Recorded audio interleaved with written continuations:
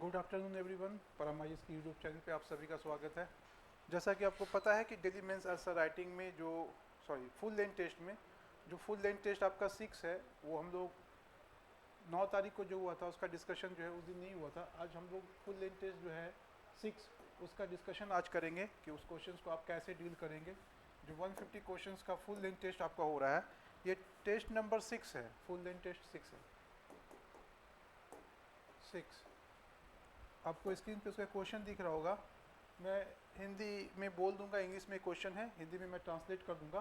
फिर एक एक क्वेश्चन को हम लोग इसको डील करेंगे। जो पहला क्वेश्चन आपको स्क्रीन पे दिख रहा होगा, विच of the following statement is correct. India celebrates, पहला जो स्टेटमेंट है, India celebrates Savitri by Phule Jayanti on 4 January every year. Bharat जो है हर साल जो है 4 जनवरी को सावित्री बाई फुले का जो है बर्थडे मनाता है। ठीक है, ये स्टेटमेंट सही या गलत है ये आपको देखना है। ये स्टेटमेंट गलत है, ये 4 जनवरी को नहीं बल्कि 3 जनवरी को है। कौन सा? 3 जनवरी को है। तो ये स्टेटमेंट क्या हो जाएगा आपका? गलत हो जाएगा। जो दूसरा स्टेटमेंट दे रखा है, कथन है, सी को founded the Satya Shodhak Samaj with her husband to challenge the oppressive caste system. उन्होंने अपने पति के साथ सत्य शोधक समाज की स्थापना की ताकि वो जो है जाति प्रथा को जो है उसके खिलाफ लड़ाई कर सके। बिल्कुल सही है ये। तीसरा जो स्टेटमेंट है, सी founded Mahila Seva Mandal to educate women about their rights and combat oppressive social customs like dowry. ये भी सही है कि उन्होंने महिला सेवक मंडल की स्थापना की थी ताकि महिलाओं को जो है शिक्षित कर सके, अपने अधिकारों के प्रति जागरूक कर सके, और जो भी महिला उत्पीड़न वाली सामाजिक प्रथाएं हैं जैसे दहेज प्रथा, उसके खिलाफ लड़ाई लड़ सके। तो ये दोनों स्टेटमेंट, जो स्टेटमेंट 2 और 3 जो है सही है, ये दोनों सही है और पहला वाला गलत है। तो यहाँ पे आपका पूछ रहा है कि कौन सा करेक्ट है, कौन सा कथन जो है सही है। तो आपका कथन 2 और 3 सही है। 2 और 3 किस में है? यहाँ पे आपके बी में है। तो आपका आंसर क्या हो जाएगा? 2 एंड 3। क्वेश्चन नंबर 2 हम लोग देखेंगे। देखिए यहाँ पे इसका एक्सप्लेनेशन भी दे रखा है, अब इसको डिटेल में पढ़ेंगे कि ये स्टेटमेंट जो है कब पैदा हुई, क्या है उनका कंट्रीब्यूशन, क्या है सावित्रीबाई फुले का। ठीक है, महिला शिक्षा में, विडो रीमैरिज के खिलाफ, और जो सोशल रिफॉर्म है, ठीक है ना, एक तरह का सोशल रिफॉर्मर भी है। अपने पति के साथ काफ़ी कम एज में इनकी शादी हो गई थी और इन्होंने और इनके पति ने, दोनों ने मिल करके जो है महिलाओं के हित में बहुत सारे काम किए थे। जो क्वेश्चन नंबर 2 है आपका, विच of the following is incorrect. ये दूसरा है आपका कि कौन सा जो है इसमें से इनकरेक्ट है। यहाँ पे आपको इनकरेक्ट पूछ रहा है। मैं बार बार कह रहा हूँ कि जब भी आप कोई क्वेश्चंस को करेंगे, खास करके एमसीक्यूज क्वेश्चन में, तो ध्यान रखेंगे कि क्वेश्चन में पूछ क्या रहा है, करेक्ट पूछ रहा है या इनकरेक्ट पूछ रहा है। तो यहाँ पे जो आपको दिए रखा है यहाँ पे कि कौन सा जो है कथन जो है इसमें से गलत है। तो पहला, the many many Ramayana many lessons, यहाँ पे बुक है, उसके ऑथर का नाम दे रखा है। ठीक है ना, बुक का ऑथर का नाम है तो the many Ramayana many lessons, Anand Neelakantan की किताब है ये बिल्कुल सही है। रावण लंका, रावण की लंका, इसके जो राइटर हैं सुनीला जयवर्धने, ये भी आपका सही है। तीसरा है Babur, the chess board king, इसके जो लेखक है अब्बास मल्तहायार, और ये भी सही है। और चौथा है द आइडिया ऑफ डेमोक्रेसी, ये सैम पित्रोदा की बहुत इंपॉर्टेंट बुक है, आप इसको VBI कर सकते हैं कि द आइडिया ऑफ डेमोक्रेसी के राइटर कौन है? सैम पित्रोदा। तो ये चारों जो है बुक्स और उनके ऑथर का जो मैचिंग दे रखा है वो करेक्ट है, गलत नहीं है, ये सारा सही है। तो यहाँ पे आपका क्या आंसर हो जाएगा? नन ऑफ दी अबव, क्योंकि यहाँ पे चूंकि इनकरेक्ट पूछ रहा है, इनकरेक्ट इसमें कोई भी नहीं है, सारे करेक्ट है। तो आपका आंसर क्या हो जाएगा? None of the above. अगला क्वेश्चन हम लोग देखेंगे, consider the following statements about Golden Globes 224। यहाँ पे कुछ हॉलीवुड की फिल्में दी हुई है, गोल्डन ग्लोब अवार्ड से रिलेटेड है वो। उसमें पूछ रहा है कि कौन सा जो है आपको स्टेटमेंट जो है गोल्डन ग्लोब अवार्ड के बारे में सही है, करेक्ट पूछ रहा है। तो बेस्ट फिल्म जो है वो ड्रामा, इसमें PK दे रखा है। क्या दे रखा है? PK। तो ये जो है बेस्ट फिल्म जो है ड्रामा में, वो PK नहीं है, क्या है? ओपेनहाइमर। अभी हाल में एक मूवी आई थी ओपेनहाइमर, आपको पता है, एटॉमिक न्यूक्लियर एटॉमिक टेस्ट से रिलेटेड है। तो ओपेनहाइमर जो है ये बेस्ट फिल्म है ड्रामा में, जबकि यहाँ पे PK दे रखा है। तो ये क्या हो जाएगा आपका? आपका गलत हो जाएगा यहाँ पे। दूसरा, best female actor in a film drama में Lily Gladstone, Killers of the Flower Moon, ये मूवी का नाम है, और जो वो है लिली ग्लैडस्टोन। ये मैच बिल्कुल सही है, गोल्डन ग्लोब अवार्ड्स 224 का है, सही है। बेस्ट फिल्म जो है म्यूजिकल और कॉमेडी, बारबी पुअर थिंग्स, ये भी सही है। Best director in a film Bradley Cooper, ये भी सही है। तो यहाँ पे 2, 3 और 4 सही है, 1 आपका गलत है। पूछ रहा है कि कौन सा करेक्ट है, तो आपका आंसर क्या हो जाएगा? 2, 3 और 4। आंसर आपका हो जाएगा 2, 3, 4। इसका एक्सप्लेनेशन नीचे दिया हुआ है, आप एक्सप्लेनेशन को जरूर पढ़ेंगे। यहाँ पे देखिए, best film drama Oppenheimer, best picture है ना, best actor Cillian Murphy, best actress Lily Gladstone, best director Christopher Nolan, और फर्स्ट गोल्डन ग्लोब अवार्ड 1944 में स्टार्ट हुआ था। कब? 1944 में स्टार्ट हुआ था। ये सब कुछ एक्सप्लेनेशन के पॉइंट्स है, इसको जरूर आप याद करेंगे। अगला क्वेश्चन है, consider the following statement about 75th republic day of India. 75वें गणतंत्र दिवस के बारे में निम्नलिखित कथनों का अध्ययन करें और अपने प्रश्न का उत्तर दें। पहला है, the landmark 75th republic day parade held on January 26 to 24 at Kartavya Path in new Delhi. जो 75वां गणतंत्र दिवस है वो कहाँ पे हुआ? कर्तव्य पथ। पता है कि पहले राजपथ को जो है, अब इसको क्या कहते हैं? कर्तव्य पथ कहते हैं। तो ये बिल्कुल सही है, 26 जनवरी 2024 को हुआ था। द पैरेड सेंट्रल थीम्स विकसित भारत एंड भारत लोकतंत्र की मातृका। इसका जो थीम है वो है विकसित भारत और भारत लोकतंत्र की मातृका। Underscores India's role as a guardian of democracy.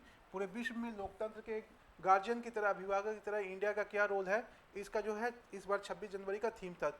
अगला जो स्टेटमेंट है, France president Emmanuel Macron was the chief guest at the event. ये भी बहुत इंपॉर्टेंट है कि इस बार जो फ्रांस के प्रेसिडेंट थे वो इस बार जो है चीफ गेस्ट रहे हैं किसमें? रिपब्लिक डे में। ये तीनों स्टेटमेंट आपका क्या है? बिल्कुल सही है। अब यहाँ पे पूछ रहा है आपसे कि कौन सा जो है करेक्ट है, ठीक है ना?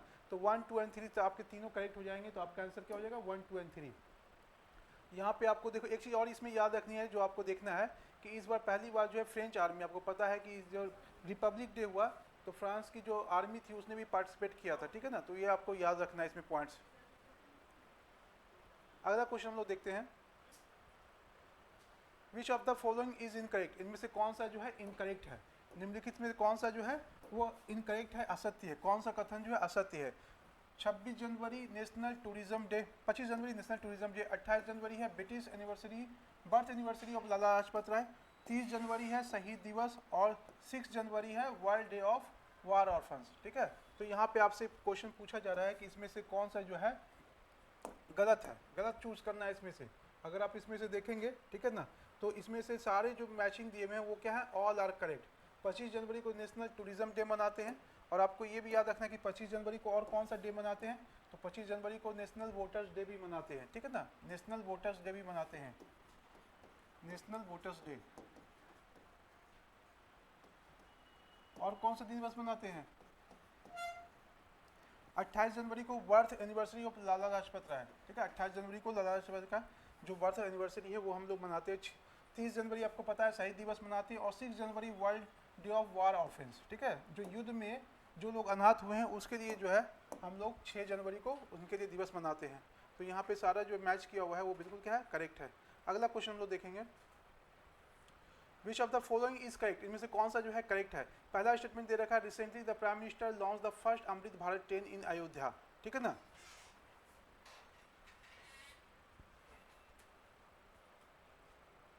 इसमें पूछ रहा है कौन सा करेक्ट है। तो पहला स्टेटमेंट क्या दे रखा है? पहला स्टेटमेंट दे रखा है, recently prime minister launch the first Amrit Bharat train in Ayodhya. पहला अमृत भारत ट्रेन कहाँ से लॉन्च हुआ? यूपी के अयोध्या से हुआ। ओरिजिनली नोन एज द वंदे साधारण ड्यूरिंग द डिजाइन स्टेज, जब इसको डिजाइन किया जा रहा था उस समय इसका नाम क्या था? Vande Sadharan. The Amrit Bharat express is design to be a train for the common man combining features from the Vande Bharat express. जो वंदे भारत ट्रेन नई जो लॉन्च हुई है उसी के फीचर्स को ध्यान में रखते हुए ये आम लोगों के लिए, कॉमन मैन के लिए स्लीपर, पूरा स्लीपर क्लास वाली जो ट्रेन है, लॉन्ग जर्नी वाली ट्रेन है ये। It is a non air condition, इसमें कोई एयर एसी का कोच नहीं है। The space between the two coaches is fully covered to minimise air pressure. ये सारा स्टेटमेंट जो है वो सही है, तो आपका आंसर क्या हो जाएगा? 1, 2 एंड 3। याद रखेगा ये जो वंदे साधारण है ना, अमृत भारत जो ट्रेन है, ये वंदे साधारण जो है पहले इसका नाम था जब इसे डिज़ाइन किया जा रहा था, लेकिन इसे याद रखना कि जिस तरह से वंदे भारत एक्सप्रेस है वो बहुत ही हाई क्लास वाली ट्रेन है, बहुत एडवांस सुविधाएं उसमें है, लेकिन इसमें जो है वंदे साधारण में या अमृत भारत ट्रेन में ये वैसे लोगों के लिए जो आम लोग हैं, जो स्लीपर में सफ़र करते हैं, मजदूर लोग हैं, लॉन्ग जर्नी के सफ़र में जाते हैं, उनके लिए डिज़ाइन किया गया है इसमें, ठीक है? तो इसको अभी हाल में अयोध्या से जो है इसको लॉन्च किया गया, तो ये इंपॉर्टेंट बनता है, प्रधानमंत्री ने अयोध्या से जो है इसकी शुरुआत की। विच of the following is incorrect. इनमें से कौन सा जो है वो इनकरेक्ट है? इनमें से कौन सा जो है इनकरेक्ट है? तो उसमें दिखाएंगे, appointments committee of the union cabinet has recently approve the appointment of Gujarat cadre IPS officer Vivek Srivastava as the director general of police, fire service, chief defence and home guards, ठीक है ना? तो इसमें पूछ रहा कि कौन सा इनकरेक्ट है। तो ये पहला जो स्टेटमेंट है क्या है? वो बिल्कुल सही है कि इनको जो है विवेक श्रीवास्तव को जो है डीजी अपॉइंट किया गया फायर सर्विस, सिविल डिफेंस और होम गार्ड्स का। The fire service, civil defence and home guards functions under the ministry of home affairs. ये किसके अंदर काम करती है?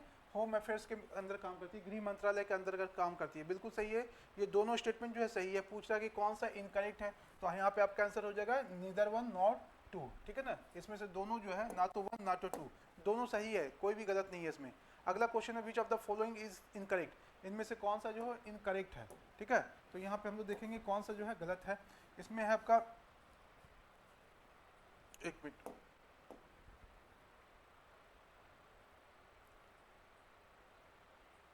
Indian shooters made a promising start to their campaign at the Asian Olympic qualifiers in Jakarta, Indonesia, by winning the gold medals in the men's 110 meters air pistol team event। बिल्कुल सही है पहला वाला, पहला स्टेटमेंट जो है बिल्कुल सही है। दूसरा जो स्टेटमेंट दे रखा है Korea one the silver medal while Iran one the bronze medal, ये जस्ट उल्टा कर दिया है। यहाँ पे जो कोरिया कौन सा मेडल जीता है, ये ब्रॉन्ज मेडल जीता है, ठीक है ना, ब्रॉन्ज मेडल जीता है, कांस्य पदक जीता है। तो दूसरा स्टेटमेंट आपका गलत हो जाएगा। अब चूंकि इसमें पूछ रहा है इनकरेक्ट कौन सा है, तो यहाँ पे ओनली टू हो जाएगा। दूसरा वाला जो स्टेटमेंट है वो आपका गलत दिया हुआ है। जब भी आप किसी भी एमसीक्यूज को सॉल्व करेंगे उसमें एक चीज़ का ध्यान रखेंगे कि क्वेश्चंस को बहुत गौर से पढ़ेंगे कि क्वेश्चन पूछ क्या रहा है। आप यकीन जानिए जो लोग भी टेस्ट देते हैं या इवन कि बीपीएससी के एग्जाम में भी, वो नहीं पढ़ने, क्वेश्चन को सही से नहीं पढ़ने की वजह से ईजी क्वेश्चन को गलत कर देते हैं और उनका जो है मार्क्स जो है वो लूज करते हैं एग्जाम में। अगला क्वेश्चन हम लोग देखेंगे कि विच of the following statement is correct, इसमें से कौन सा जो है कथन, तीन कथन है, इसमें पूछ रहा कौन सा कथन जो है वो सही है। तो यहाँ पे देखिए, recently Chandubi festival was organised on the banks of the Chandubi lake in the state of Assam, ठीक है ना। तो इसमें जो है बिल्कुल सही है। अभी हाल में चांदूबी त्यौहार जो है कहाँ पे हुआ, चांदूबी नदी के किनारे, झील के किनारे, वो कहाँ पड़ता है, वो आसाम में पड़ता है। This festival is held annually, ठीक है ना। ये जो हर साल 5 दिनों का फेस्टिवल होता है, नए साल के जो है के शुरुआत से 5 दिन तक ये चलता है। किसके, चांदूबी लेक के पास, चांदूबी लेक आसाम में एक झील है उसके वहाँ चलता है, और हर साल नए साल के शुरुआत में 5 दिन तक चलने वाला ये फेस्टिवल है। The main objective of the Chandubi Mahotsav to promote eco tourism to the biodiversity hotspot of Assam, ठीक है। तो ये आसाम में जो बायोडाइवर्सिटी है उसको मेंटेन करने के लिए, उसको प्रमोट करने के लिए इसका हर साल जो है आयोजन होता है साल के शुरुआत में। ये तीनों स्टेटमेंट सही है, तो आपका आंसर क्या हो जाएगा, आपका आंसर हो जाएगा 1, 2 एंड 3 हो जाएगा, सभी सही है। कभी कभी क्वेश्चन पूछ लेगा चांदूबी झील जो है वो किस स्टेट में है, तो आप इसका एक्सप्लेनेशन अच्छे से देख लेंगे। अगला क्वेश्चन है which of the following is correct, यहाँ पे आपको जो है 3 स्टेटमेंट दे रखा है और पूछ रहा है इसमें से कौन सा जो है करेक्ट है, करेक्ट कौन सा है आपका इसमें से, ठीक है ना। तो यहाँ पे पहला जो स्टेटमेंट दे रखा है, India's navy multinational exercise Milan 24 will be organise in Visakhapatnam from 19 to 27 February, 19 से 27 फरवरी के बीच कहाँ पे हुआ है ये, विशाखापट्टनम में, ठीक है ना। और ये किसका हुआ है, इंडियन नेवी का है, मल्टीनेशनल कई देशों का जो है एक्सरसाइज है ये। तो ये कब हुआ है, आप देखेंगे यहाँ पे विशाखापट्टनम में फरवरी 19 से 27 के बीच ऑर्गेनाइज किया गया है। Earlier the 11th edition of the exercise was conducted of the Visakhapatnam under the eastern naval commands in February March 2022, ठीक है ना। ये जो है पहले कहाँ हुआ था, विशाखापट्टनम में ही हुआ था 11वां, और 2022 में इसका जो है आयोजन हुआ था 11वां आयोजन विशाखापट्टनम में। Milan is a biennial multinational naval exercise that started in 1995 with the participation of 4 countries. ये जो है सबसे पहले 1995 से शुरू हुआ है, ये 2 साल पे होने वाला आयोजन है। याद रखिएगा कितने साल पे होता है ये, बायनियल दिया हुआ है, 2 साल पे होता है ये। 1995 में स्टार्ट हुआ, और इसमें जो पार्टिसिपेट कंट्री है वो इंडोनेशिया है, सिंगापुर है, श्रीलंका है और आपका थाईलैंड है, under the look east policy. हमारा जो भारत की जो फॉरेन पॉलिसी है लुक ईस्ट पॉलिसी, उसके अंतर्गत जो है इसकी शुरुआत की गई 1995 में मिलन का, ठीक है ना। अगला क्वेश्चन देखेंगे which of the following is correct, इनमें से कौन सा जो है सही कथन है, ठीक है। इसमें आप देखेंगे कौन सा पूछा है, इसमें करेक्ट की बात कर रहा है कि कौन सा करेक्ट है। तो पहला स्टेटमेंट यहाँ पे दे रखा है कि defence research and development organisation DRDO successfully test fire the new generation Akash missile from the integrated test range ITR Chandipur, और उड़ीसा के चांदीपुर से जो है आकाश मिसाइल का जो है लॉन्च किया गया, टेस्ट फायर इंडिया ने किया है, और 100 डेवलप किसने किया, डिफेंस रिसर्च डेवलपमेंट ऑर्गेनाइजेशन से। पहला स्टेटमेंट बिल्कुल सही है। This testing was done on A high speed unmanned air targets very low altitude, ठीक है ना। ये दूसरा स्टेटमेंट भी जो आपका क्या है, बिल्कुल सही है। तीसरा है Akash is a new generation surface to surface, ये तीसरा स्टेटमेंट जो है आपका गलत है। आकाश जो है वो न्यू जनरेशन तो है लेकिन सरफेस टू सरफेस नहीं है, बल्कि सरफेस टू एयर है। तो ये तीसरा स्टेटमेंट जो है ये सरफेस टू एयर है, लेकिन इसमें सरफेस टू सरफेस दे रखा है, तो ये स्टेटमेंट क्या हो जाएगा आपका, गलत हो जाएगा आकाश मिसाइल का। तो सही कौन हो जाएगा, 1 2 सही होगा। पूछ रहा कि कौन सा करेक्ट है, तो आपका ओनली 1 2 सही होगा। अगर ये सरफेस टू एयर होता तो सही हो जाता। आकाश मिसाइल सरफेस टू क्या है जी, एयर है, सरफेस टू सरफेस नहीं है, बल्कि सरफेस टू एयर है।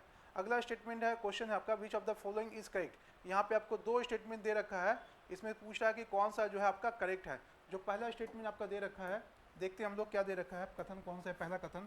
उसमें दे रखा है, the government of India has recently signed a bilateral Hajj agreement with the kingdom of Saudi Arabia for the year 2024। बिल्कुल सही है, भारत सरकार ने सऊदी सरकार के साथ एक समझौता किया है, ठीक है ना, 2024 के लिए।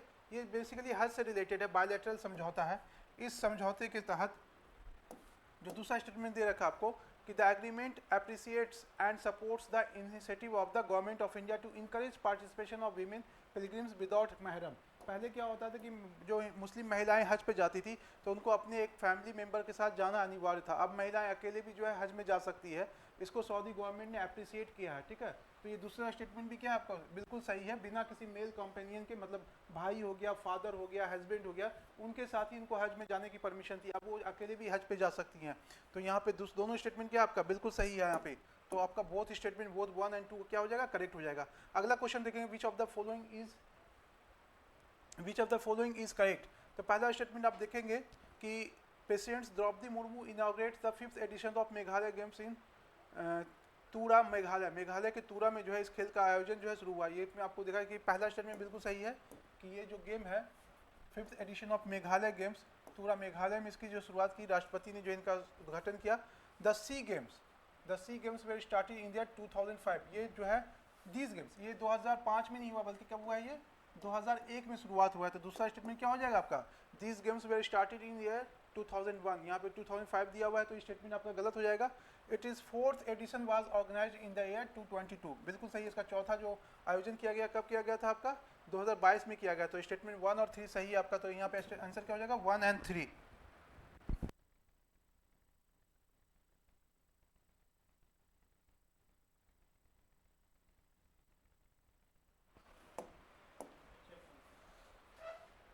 अगला स्टेटमेंट देखेंगे हम लोग, विच of the following is correct.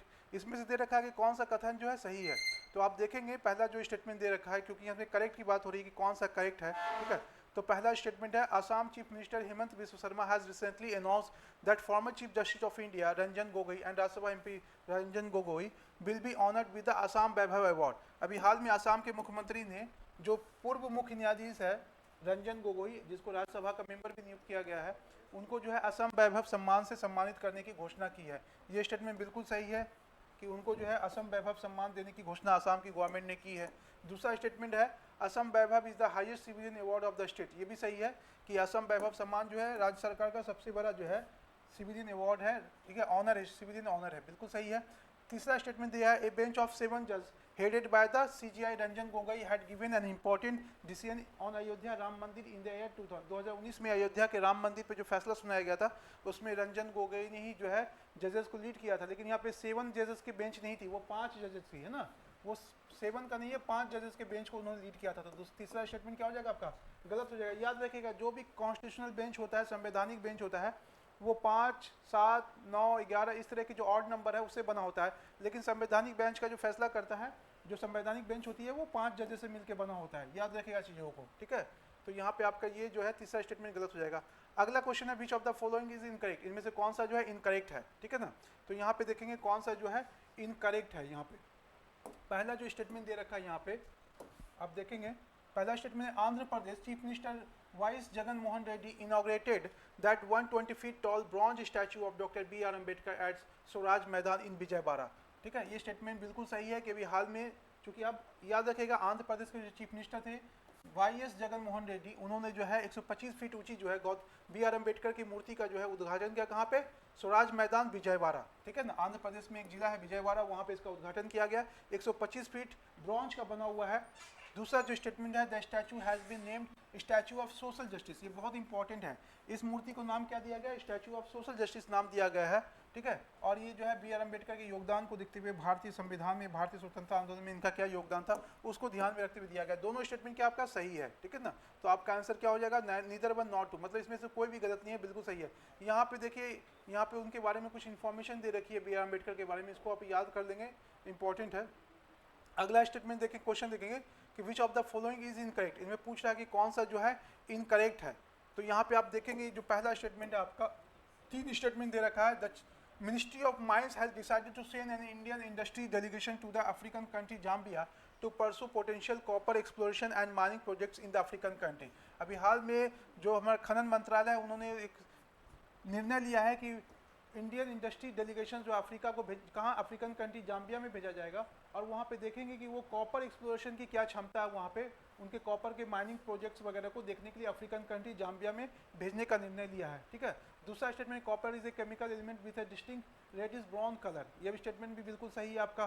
तीसरा स्टेटमेंट है, south African country chilli is the top copper producing country in the world. याद रखिएगा, ये साउथ अमेरिकन कंट्री है, चिली जो है कॉपर का सबसे बड़ा जो उत्पादक देश है, कहाँ का, वो दक्षिणी अमेरिका का है, साउथ अमेरिकन कंट्री है, दक्षिण अमेरिकी देश है। तो यहाँ पे अगर आप देखेंगे इसमें तीनों स्टेटमेंट सही है, आपका कोई स्टेटमेंट गलत नहीं है, तो आपका सब सही हो जाएगा। तो पूछ रहा कि कौन सा इनकरेक्ट है, तो neither none of the above हो जाएगा, मतलब इसमें से कोई भी जो है गलत नहीं है, ऑल आर करेक्ट है, सभी जो है करेक्ट है। अगला क्वेश्चन हम लोग देखेंगे, which of the following is correct, इसमें से कौन सा जो है करेक्ट है। जिसमें पहला जो स्टेटमेंट दे रखा है आपका कि the Indian army has recently launch operation Sarv Shakti as A strategic initiative, बिल्कुल सही है। ये अभी भारत सरकार ने जो है शुरू किया है, इंडियन आर्मी ने शुरू किया है। Its objective is to eliminate the terrorist, इसका मुख्य उद्देश्य क्या है, आतंकवादियों को एलिमिनेट करना, खत्म करना, ठीक है, ताकि जो वो भारतीय जम्मू कश्मीर के राजौरी और पूंछ में जिस तरह से वो अटैक करते रहते हैं भारतीय सेनाओं पे, वो बंद हो जाए।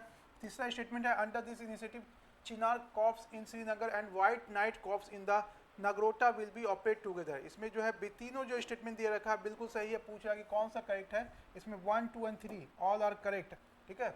इसमें सारे जो कथन दिए हुए हैं वो सब सही है, कोई भी गलत नहीं है।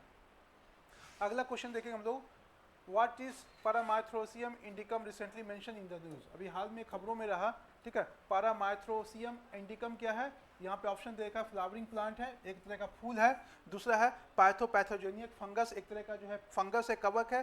तीसरा है हर्बिसाइड रेजिस्टेंट क्रॉप, ठीक है, एक तरह का एक फसल है ये। और चौथा दे रखा मैरीन स्पेसीज, समुद्री जीव है ये। तो यहाँ पे याद रखिएगा पैथोजेनिक फंगस जो है वो क्या है, पैरामाइथ्रोसियम इंडिकम, एक तरह का फंगस है। तो यहाँ पे आपका क्या, कवक जिसको कहते हैं, ये कवक है, याद रखिएगा, बहुत इंपॉर्टेंट क्वेश्चन है, न्यूज़ में रहा है, इसको देख लीजिए, इसका एक्सप्लेनेशन भी। Recently discovered in Kerala, Paramyrothecium indicum is a new pathogenic fungus, है ना, species known for causing plant disease affecting crops productivity. ये क्या करता है, जो पौधे होते हैं उसमें बीमारी पैदा करता है और उसके उत्पादन को, जो फसल है उसके उत्पादन को भी क्या करता है, वो निगेटिव करता है, उसको प्रभावित करता है। क्वेश्चन नंबर, नेक्स्ट क्वेश्चन देखेंगे, कंसीडर द फॉलोइंग स्टेटमेंट। यहाँ पे आपको जो है 2 क्वेश्चन दे रखा है, यहाँ पे 2 पेयर दे रखा है, यहाँ पे मैच करना आपको। गैब्रियल अट्टाल फ्रांस के न्यू पीएम है, दूसरा है Kanchan Devi DG of ICFRE. आपको मैच करना है इसमें कि कौन सा स्टेटमेंट जो है इसमें मैच करता है और कौन सा है मिस मैच है। तो यहाँ पे याद रखिएगा, जो गैब्रियल अट्टल है वो फ्रांस के न्यू पीएम है, बिल्कुल सही है।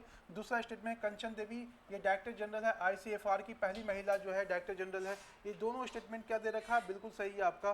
तो आपका यहाँ पे आंसर क्या हो जाएगा, 1 and 2। France President Emmanuel Macron appointed Gabriel Attal as the new Prime Minister of the country and Kanchan Devi, ठीक है, कंचन देवी 91 की जो है ये है IFS है, इंडियन फॉरेस्ट सर्विस ऑफिसर है, ठीक है। और इसको जो है आपको पता है कि मध्य प्रदेश कैडर की है ये। इन्होंने अभी जो है रोल किसका चार्ज लिया है, director general at the Indian council of forestry research education, ठीक है ना, ICFRE। ये बहुत इंपॉर्टेंट है, इसको आप याद रखेंगे। अगला क्वेश्चन हम लोग देखेंगे, नेक्स्ट क्वेश्चन, कि with whom did the ULFA faction sign a memorandum of the settlement recently. अभी हाल में उल्फा पता है, United Liberation Front of Assam, Assam का एक सेपरेटिस्ट ऑर्गेनाइजेशन है उल्फा, ठीक है। इन्होंने हाल में जो है किससे समझौता किया या साइन किया है, चाइना के साथ, पाकिस्तान के साथ, इंडियन गवर्नमेंट एंड आसाम। ये बहुत इजी क्वेश्चन है, इंडियन गवर्नमेंट एंड आसाम होगा।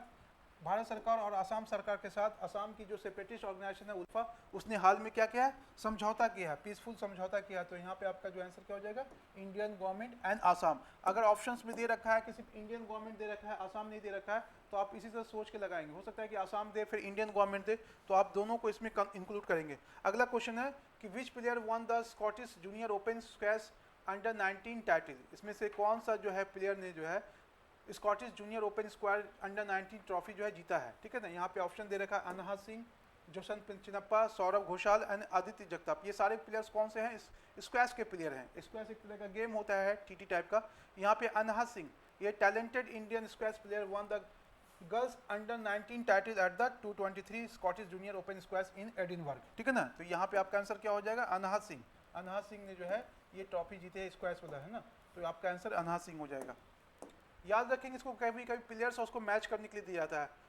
अगला क्वेश्चन है Virginia Norwood who recently left us made significant contribution in which field. Virginia Norwood है अभी हाल में जिनका निधन हो गया, उन्होंने किस क्षेत्र में जो है अपना सबसे ज़्यादा योगदान दिया। यहाँ पे आपका ऑप्शन दे रखा है पॉलिटिक्स, एरोस्पेस, बिजनेस और स्पोर्ट्स। तो यहाँ पे अगर आप देखेंगे ये एरोस्पेस से जुड़े हुए थे, ठीक है ना, और इनका भी हाल में क्या हुआ, निधन हुआ है।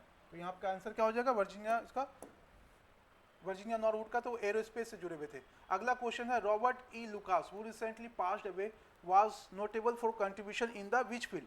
अभी हाल में रॉबर्ट लुकास ई लुकास का जो निधन हो गया, उनका किस फील्ड में जो है, किस क्षेत्र में योगदान था, फिजिक्स में, इकोनॉमिक्स में, मेडिसिन में या लिटरेचर में। तो यहाँ पे आप याद रखेंगे ये लुकास जो है नोबेल लॉरेट लुकास, इनको नोबेल अवार्ड भी मिला है। ये अमेरिकन इकोनॉमिस्ट थे, ठीक है, यूनिवर्सिटी ऑफ शिकागो में, और इनका भी 85 साल की आज इसमें जो है आयु में क्या हुआ, निधन हो गया। तो यहाँ पे क्या होगा, इनका योगदान इकोनॉमिक्स में है, ठीक है, याद रखेंगे, इंपॉर्टेंट है, ये पूछ सकता है ये क्वेश्चन।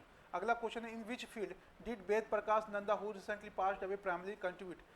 अभी हाल में जिन वेद प्रकाश नंदा का जो निधन हुआ है वो किस फील्ड में जो है संबंधित है, एग्रीकल्चर से, इन्वायरमेंट प्रोटेक्शन से, ह्यूमन राइट से या इंटरनेशनल लॉ से। याद रखेंगे Ved Prakash Nanda a Padma Bhushan awardee was a distinguished professor of international law at the university of Denver, Colorado, ठीक है ना, अमेरिका के कोलोराडो। यहाँ पे ये जो आपका आंसर क्या हो जाएगा, इंटरनेशनल लॉ हो जाएगा, ठीक है। वेद प्रकाश का क्या, इंटरनेशनल लॉ।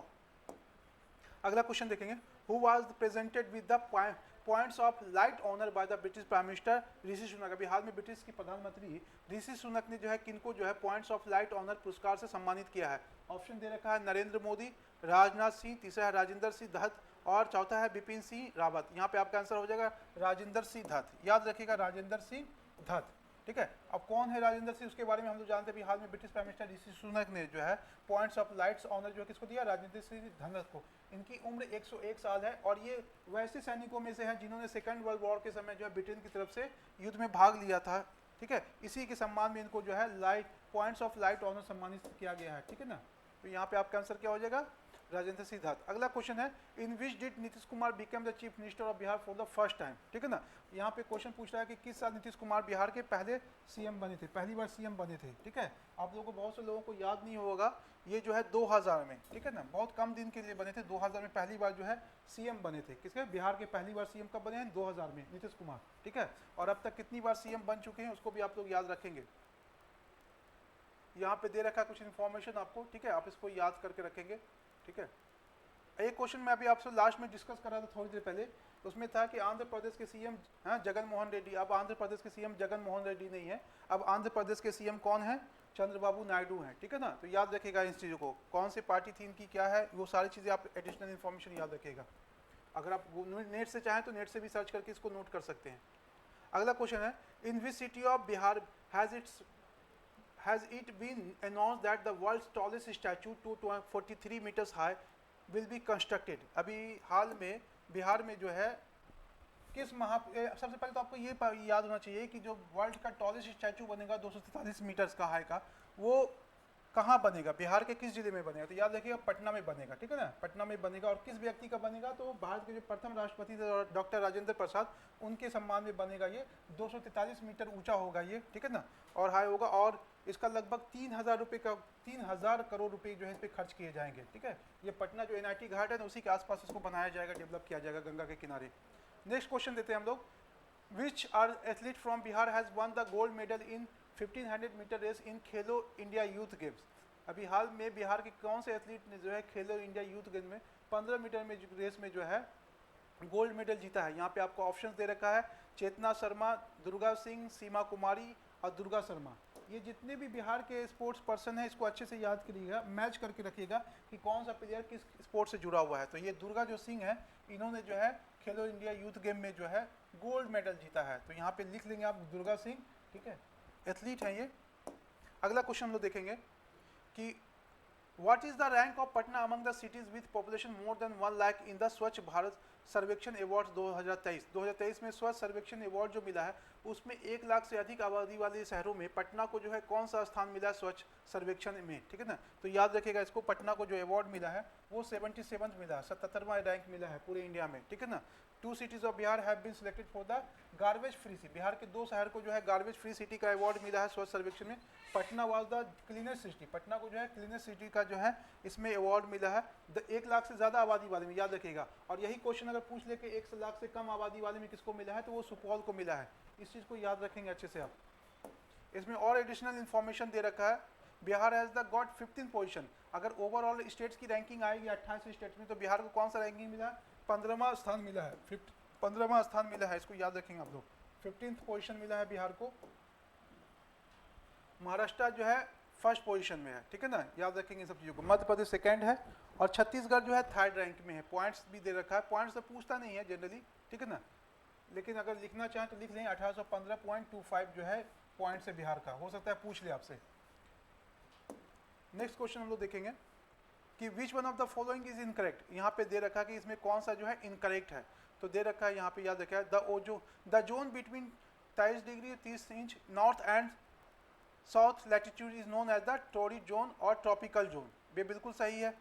दूसरा दे रखा है the temperate zone is region between the Tropic of Cancer and the Arctic Circle, ये भी सही है। तीसरा देखा zone between 66 degree north latitude and North Pole, south latitude and South Pole are termed as the freed zone, ये भी सही है।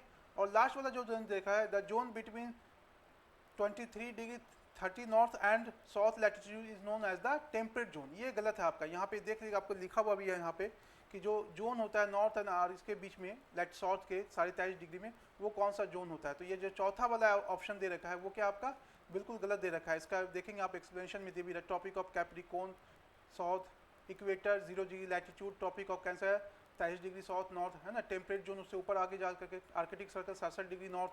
तो ये सारा आप लोग ज्योग्राफी से देख लेंगे। अगला क्वेश्चन है which one of the following is incorrect. इनमें से आपको ऑप्शन दे रखा है, पूछ रहा है कि कौन सा जो है ज्योग्राफी के क्वेश्चन है कौन सा जो है इनकरेक्ट है, ठीक है।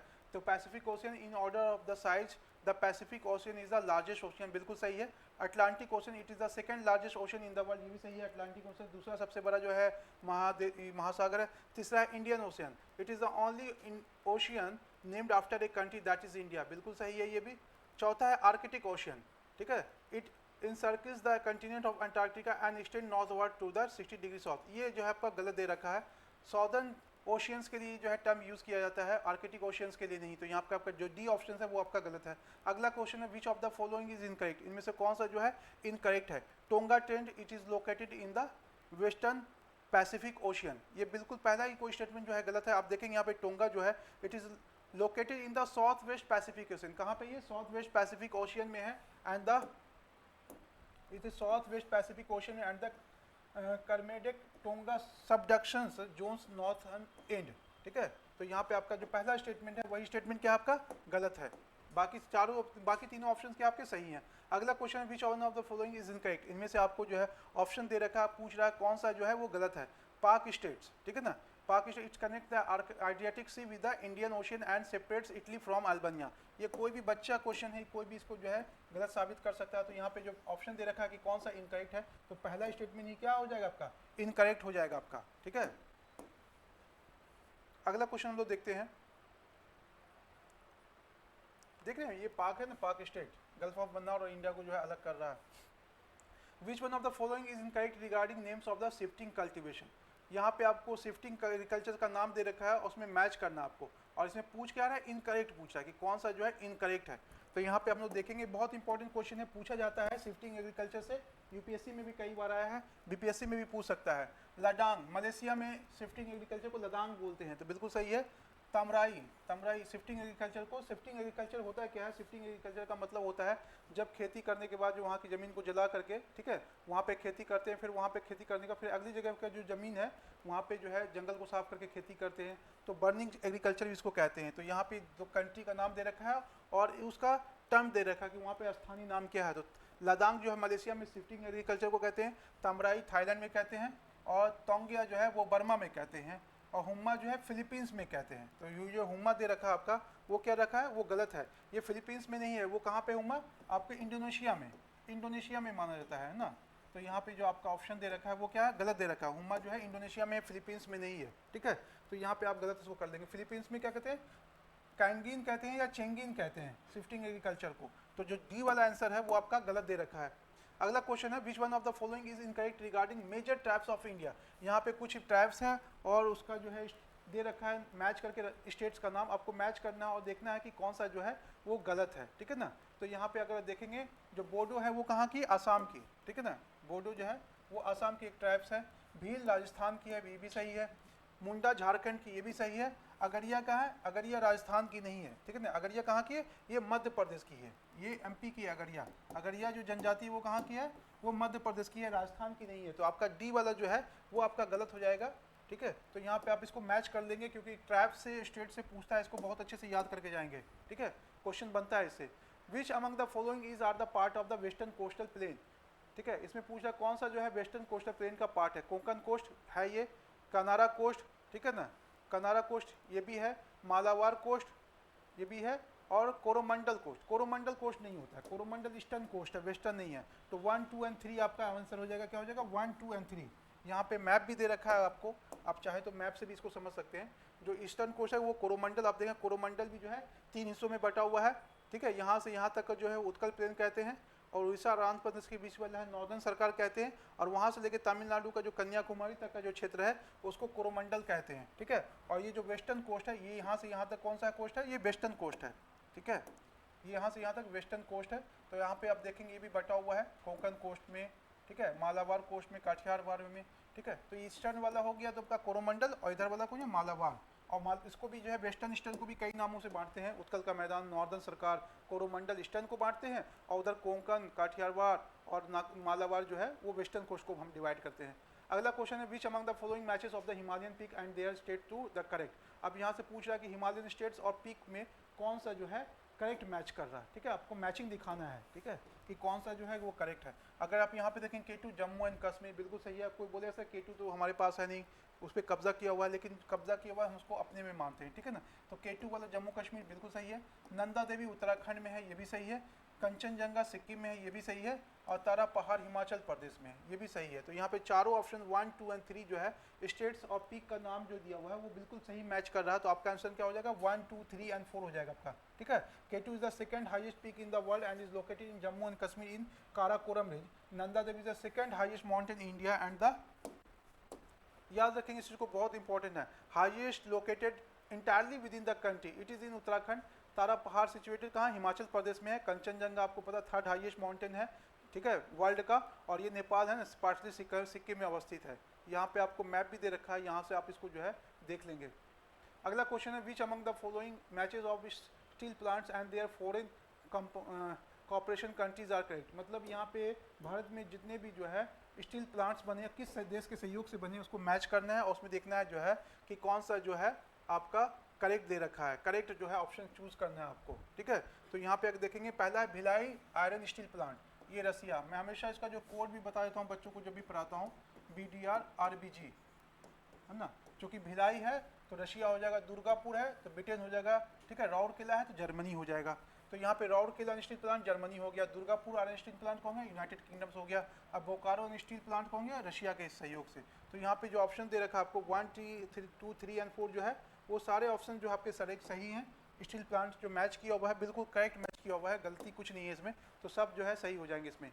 अगला क्वेश्चन दे रखा है the Himalayans are also known by the name. Himalayan को जो है और किस नाम से जानते हैं? वैली माउंटेन के नाम से, फोल्ड माउंटेन के नाम से, इंडस माउंटेन के नाम से, या एंशिएंट माउंटेन के नाम से? तो आपको पता है कि इसको जो है बलित पर्वत, हिंदी में इसको कहते हैं बलित पर्वत, हिमालय को बलित पर्वत भी कहते हैं। यहाँ पे फोल्ड माउंटेन के नाम से फेमस है, तो आपका आंसर क्या हो जाएगा? बी हो जाएगा। हिमालय इज, क्योंकि फोल्ड माउंटेन है, since it is a fold mountain, तो हिमालय को बलित पर्वत या फोल्ड माउंटेन कहते हैं। ठीक है, यहाँ पे आपको दे रखा है कि किस तरह के जो है माउंटेन्स होते हैं, उसके टाइप्स दे रखे हैं, आप इसको भी देख लेंगे। ठीक है, फोल्ड माउंटेन इस तरह का होता है। ओके, जो ब्लॉक माउंटेन होता है वो इस तरह से ब्लॉक में बटा होता है, इसका जो निर्माण होता है। एक है वोल्केनिक इरप्शन से, ज्वालामुखी विस्फोट से जो माउंटेन बनता है उसको वोल्केनिक माउंटेन कहते हैं। ठीक है, और एक है रिलिक्ट माउंटेन। ठीक है ना, रिलिक्ट माउंटेन। तो हिमालय जो है वो कौन सा माउंटेन है? वो फोल्ड माउंटेन है, न्यू माउंटेन है, अभी बहुत नवीनतम पर्वत है ये। Green revolution is mainly associated with one of the following crops. Green revolution जो है मेनली किससे संबंधित है? तो यहाँ पे आप देखेंगे हरित क्रांति जो है वो मेनली गेहूं से संबंधित है। किससे है? गेहूं से है, वीट से है। ठीक है, गेहूं की जो उत्पादन में बहुत वृद्धि हुई थी, ग्रीन रिवोल्यूशन। तो यहाँ पे याद रखेंगे इनिशिएटिव किसका है? 1940 between initiative occurring between the 1940s and the late 1960s increase agriculture production. The main focus of the green revolution in India was one of the production of wheat. ये जो है 1960 के दशक में, 66 में जो है, 66 से 69 के बीच में इसकी शुरुआत हुई थी। और ग्रीन रिवोल्यूशन, हरित क्रांति जो है मेनली गेहूं के उत्पादन से संबंधित है। ठीक है, आपको पता है कि भारत में फादर किसको कहा जाता है ग्रीन रिवोल्यूशन का? एम.एस. स्वामीनाथन को कहा जाता है। और इनको जो सहयोग किसने किया था? अमेरिकन साइंटिस्ट, एग्रीकल्चर साइंटिस्ट, ठीक है, नॉर्मन बोरलॉग, इन दोनों के सहयोग से भारत में जो है ग्रीन क्रांति जो है, हरित क्रांति जो है आई थी। अगला क्वेश्चन है Bigha corridor. Bigha corridor is located on the border of the which two countries. Bigha corridor है किन दो देशों के बीच में जो है एक बॉर्डर है। तो याद रखिएगा, बीघा जैसे ही नाम आए तो बांग्लादेश में आप चले जाएंगे। कहाँ जाएंगे? Bangladesh, India and Bangladesh. Bigha corridor जो है इंडिया और बांग्लादेश के बीच में एक बाउंड्री है। ठीक है, तो इसको आप यहाँ पे इंडिया एंड बांग्लादेश कर लेंगे। 3 Bigha corridor is a strip of land belonging to India on the west Bengal Bangladesh border with in September 2020, है ना, 2011 में जिसको डिसाइड किया गया। पश्चिम बंगाल और बांग्लादेश के बीच में एक बॉर्डर है। ठीक है ना, इसका नाम क्या है? इसका नाम है 3 बीघा। अगला क्वेश्चन देखेंगे, what is the maximum gap interval between 2 session of the parliament. Parliament के 2 सेशन के बीच में जो है कितना अधिकतम जो है अंतर हो सकता है या अंतराल हो सकता है? तो 6 महीने का होता है। कितना? 6 मंथ का होता है। तो आपका आंसर क्या हो जाएगा? 6 मंथ हो जाएगा। ठीक है, और पार्लियामेंट के सेशन कितने होते हैं? 3 सेशन होते हैं। ठीक है, अगला क्वेश्चन हम लोग देखेंगे कि विच one of the following committee made a recommendation that election commission should be A 3 member body. किस समिति ने जो है ये कहा था कि चुनाव आयोग जो है वो एक सदस्य नहीं हो बल्कि उसमें 3 मेंबर्स होंगे। ठीक है, तो इसमें ऑप्शन दे रखा है तारकुंडे, अशोक मेहता कमेटी, जीवन रेड्डी कमेटी, जेपी कमेटी। तो यहाँ पे जो 3 सही जो चुनाव आयोग है वो 3 सदस्य होना चाहिए। तो इसका सबसे पहले जो सिफारिश किया था वो किसने किया था? तारकुंडे कमेटी ने किया था। आप कोई भी टॉपिक पढ़ रहे हैं, चाहे पंचायती राज हो, चाहे इलेक्शन कमीशन पे हो, या सेंट्रल स्टेट रिलेशन पे हो, जितनी भी कमेटी बनी है आप उसको नोट डाउन कर देंगे। बता दे रहा हूँ कि ये क्वेश्चन आएगा ही आएगा, क्योंकि बच्चे जो पढ़ते हैं सेंट्रल स्टेट रिलेशन को बस वो पढ़ लेते हैं, केंद्र राज्य संबंध में 1-2 आर्टिकल याद कर लेते हैं। कमेटी जितनी बनी है सेंट्रल स्टेट रिलेशन पे या इलेक्शन रिफॉर्म पे, ठीक है, या बाकी चीज़ों पे, तो आपको कमेटी का बहुत याद रखना है कि कौन कौन सी पंचायती राज पे कौन सी कमेटी कब बनी है। कभी क्रोनोलॉजी पूछ देता है, क्रम से, कि कौन सा पहले कौन सा बाद में है, अरेंज करने दे देता है। तो जो तारकुंडे कमेटी है, सबसे पहले 1974 में as a president of citizen for democracy Jayaprakash Narayan had set up a committee under the chairmanship of justice V M. Tarkunde to study and report on a scheme for electoral reforms. ये कब बना था? 1974 में। सिटीजन फॉर डेमोक्रेसी के जो अध्यक्ष थे उन्होंने इसको फॉर्म किया था। जयप्रकाश नारायण थे, उस समय जेपी थे, तारकुंडे वी.एम. तारकुंडे उसके अध्यक्ष थे। और जिस कमेटी ने पहली बार जो रिकमेंड किया था कि ये एक मेंबर नहीं होना चाहिए बल्कि मल्टी मेंबर होना चाहिए। अब इसमें कुछ चीज़ें आप पढ़ते हैं तो आप सोचेंगे भी मल्टी मेंबर्स क्यों कहा गया? कि आपको पता है कि डेमोक्रेसी क्या है? डेमोक्रेसी किसी भी देश में तभी तक सर्वाइव कर सकती है जब तक वहाँ पे इलेक्शन कमीशन इम्पार्शियल हो, फ्री एंड फेयर हो, निष्पक्ष हो। लेकिन अगर कोई व्यक्ति अकेला चुनाव आयुक्त है, अगर वो फैसले किसी सरकार के फेवर में ले रहा है, अकेले ले रहा है, मनमाने तरीके से ले रहा है, तो उसमें डेमोक्रेसी नहीं मानी जाएगी। अगर उसके साथ 3 सदस्य मेंबर होंगी तो 2:1 से मेजोरिटी से फैसले लिए जाएंगे और वो मनमानी नहीं करेगा, अपने फैसले अकेले नहीं लेगा। तो 3 सदस्य इस चुनाव आयोग के निर्माण की जो बात की गई थी वो किसमें की गई थी? वी.एम. तारकुंडे कमेटी में। तो याद रखेंगे आप इस क्वेश्चन को। अगला है which of the following parts या provisions of the Indian constitution can not be amended. Bharat का कौन सा जो है पार्ट या अमेंडमेंट जो है प्रोविजंस है संविधान का जिसको अमेंड नहीं किया जा सकता? तो यहाँ पे आप देखिएगा preamble of the Indian constitution, Bharat की प्रस्तावना को संशोधन किया जा सकता है, उसमें किया जा सकता है क्योंकि 42 कॉन्स्टिट्यूशनल अमेंडमेंट में इसका संशोधन हुआ है, 42वें संविधान संशोधन में। ठीक है, इसका संशोधन किया गया है। उसी में तो जोड़ा गया है ना, सोशलिस्ट सेकुलर वर्ड जो है उसमें जोड़े गए हैं, तो ये प्रियम्बल में संशोधन हो सकता है। Directive principle of state policy, जो राज्य के नीति निर्देशक तत्व है, उसमें भी संशोधन हो सकता है, क्योंकि अभी तक नीति निर्देशक तत्व में आज़ादी के बाद से, संविधान के बनने के बाद से बहुत सारे संशोधन हुए हैं। फंडामेंटल राइट्स, इसमें भी संशोधन हो सकता है, उस हद तक हो सकता है जब तक ये जो है बेसिक स्ट्रक्चर को डिस्टर्ब ना करे। और अगला है जुडिशियल रिव्यू।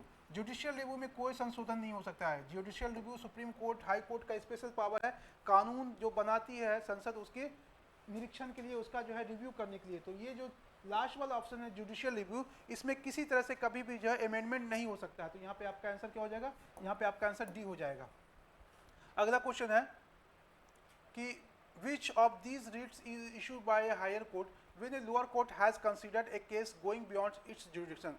ठीक है, अब यहाँ पे आप पूछ सकता है कि कौन सा हाई कोर्ट जो है वो कौन सा जो है रिट जारी करती है अगर उसे लगता है कि लोअर कोर्ट के जुरिडिक्शंस के बाहर का मैटर है, तो उस रिट को कौन क्या कहते हैं, तो इसको प्रतिषेध कहते हैं या इंग्लिश में प्रोहिबिजन कहते हैं। यहाँ पे आपका सी आंसर दे रखा है ना, प्रोहिबिजन, इसको कहते हैं प्रतिषेध, हिंदी में कहते हैं प्रतिषेध, इंग्लिश में कहते हैं प्रोहिबिशन।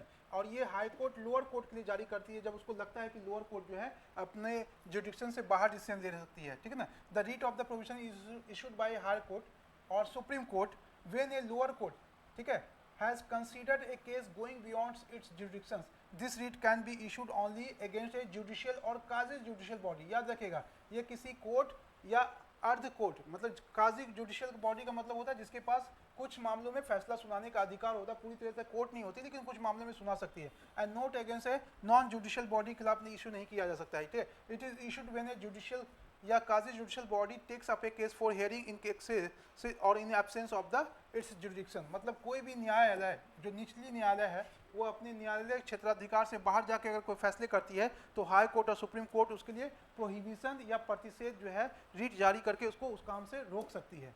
तो यहाँ पे आपका आंसर प्रोविजन हो जाएगा। अगला है reservation for the scheduled castes and scheduled tribes in the service has been provided in the Indian constitution under. यहाँ पे पूछ रहा है कि एसटी और एससी को जो है सर्विस में जो आरक्षण दिया गया है वो किस आर्टिकल में जो है उसका मेंशन किया गया है। यहाँ पे आपको देखिएगा, यहाँ पे कुछ ऑप्शंस दे रखे हैं आपके, आर्टिकल 375, आर्टिकल 315, आर्टिकल 335, आर्टिकल 365। तो ये जो प्रावधान है ये आपके जो दे रखा है 335 में, अनुच्छेद 335 में दे रखा है। ये क्या कहता है, भारतीय संविधान का अनुच्छेद 15 कि एससी और एसटी को सर्विस में एंड पोस्ट में क्या होगा, without sacrificing the efficiency of administration, है ना। इसको क्या दिया जाएगा, article 335 of the Indian constitution deals with the claims of the SC and ST to service and post without sacrificing the efficiency of the administration. However the 82nd, है ना, 82वें संविधान संशोधन के द्वारा जो 2000 में इसको लागू किया गया, provides for making of any provision in favor of the SC and STs for relaxation in qualifying marks in any examination of the lowering the standards of evaluation for reservation in matters of the promotion to the public services for the center and the state। याद रखिएगा इसको कि SC और ST के promotions में, सेवा में, promotions में आरक्षण का जो प्रावधान करता है वो भारत के जो संविधान है उसका आर्टिकल 335 है, अनुच्छेद 335, उसमें इसका प्रावधान है। अगला क्वेश्चन है which one of the following motions the council of ministers in India can move. ठीक है, इसमें दे रखा है कि किस प्रस्ताव द्वारा, ठीक है, द काउंसिल ऑफ मिनिस्टर्स है उसको हटाया जा सकता है। तो यहाँ पे आप याद रखेंगे, no confidence motion, censure motion, adjournment motion या कॉन्फिडेंस मोशन। ये जो है कॉन्फिडेंस मोशन, इसको कहते हैं विश्वास प्रस्ताव। क्या कहते हैं, विश्वास प्रस्ताव द्वारा जो है किसी भी काउंसिल ऑफ मिनिस्टर्स को रिमूव किया जा सकता है। अब विश्वास प्रस्ताव क्या होता है, द काउंसिल ऑफ मिनिस्टर्स मतलब जो सरकार का जो मंत्रिमंडल है भारत में, वो कॉन्फिडेंस मोशन के खिलाफ जो motion of no confidence can be introduce only in Lok Sabha. ये कहाँ पे आता है, ये लोकसभा में ही पारित हो सकता है, राज्यसभा में नहीं, क्योंकि पता है आपको कि जो चुन के आए हुए प्रतिनिधि हैं चुनाव द्वारा वो किस में बैठते हैं, वो लोकसभा में बैठते हैं, राज्यसभा में नहीं। राज्यसभा में ज़्यादातर लोग नॉमिनेटेड होते हैं, इनडायरेक्टली selected होते हैं। The governments bring the motion of confidence in Lok Sabha when it has to prove confidence और support of a majority in the House of the People। याद रखिए कौन लाती है, ये सरकार ही लाती है अपने लिए कि हमको जो है विश्वास प्राप्त है। ओके, किसका, सदन का। अगला क्वेश्चन है on which of the following dates President of India using his powers declared by proclamation that a grave emergency existed where the security of India was threatened by the internal disturbance। अब यहाँ पे पूछ रखा है कि on which of the following dates Bharat के राष्ट्रपति ने किस तिथि को जो है पहली बार अपने शक्ति का उपयोग करते हुए देश में जो है इमरजेंसी की घोषणा की थी। 26 अक्टूबर 1962, 3 दिसंबर 1971, या 25 जून 1975 या 26 जून 1975। तो याद रखिएगा सबसे पहले 25 जून 1975 इंटरनल सिक्योरिटी की बात हो रही है, इंटरनल डिस्टर्बेंस की बात हो रही है, फॉरेन एग्रेशन की बात नहीं हो रही है, विदेशी आक्रमण की बात नहीं हो रही है। विदेशी आक्रमण की बात होगी तो ये आंसर नहीं होगा, क्योंकि यहाँ पे इंटरनल डिस्टर्बेंस या आंतरिक गड़बड़ी की बात हो रही है। तो इंदिरा गांधी के खिलाफ जिस तरह से 75 में माहौल था, तो उससे बचने के लिए इंदिरा गांधी ने जो है देश में आपातकाल लागू किया था। तो यहाँ पे आंसर क्या हो जाएगा 25 जून 1975, राष्ट्रपति ने पहली बार जो है आपातकाल की घोषणा की। तो आपका यहाँ पे आंसर हो जाएगा 25 जून 1975। अगला क्वेश्चन हम लोग देखेंगे कि which article gives the list of 29 functions to be perform by the Panchayati Raj institution.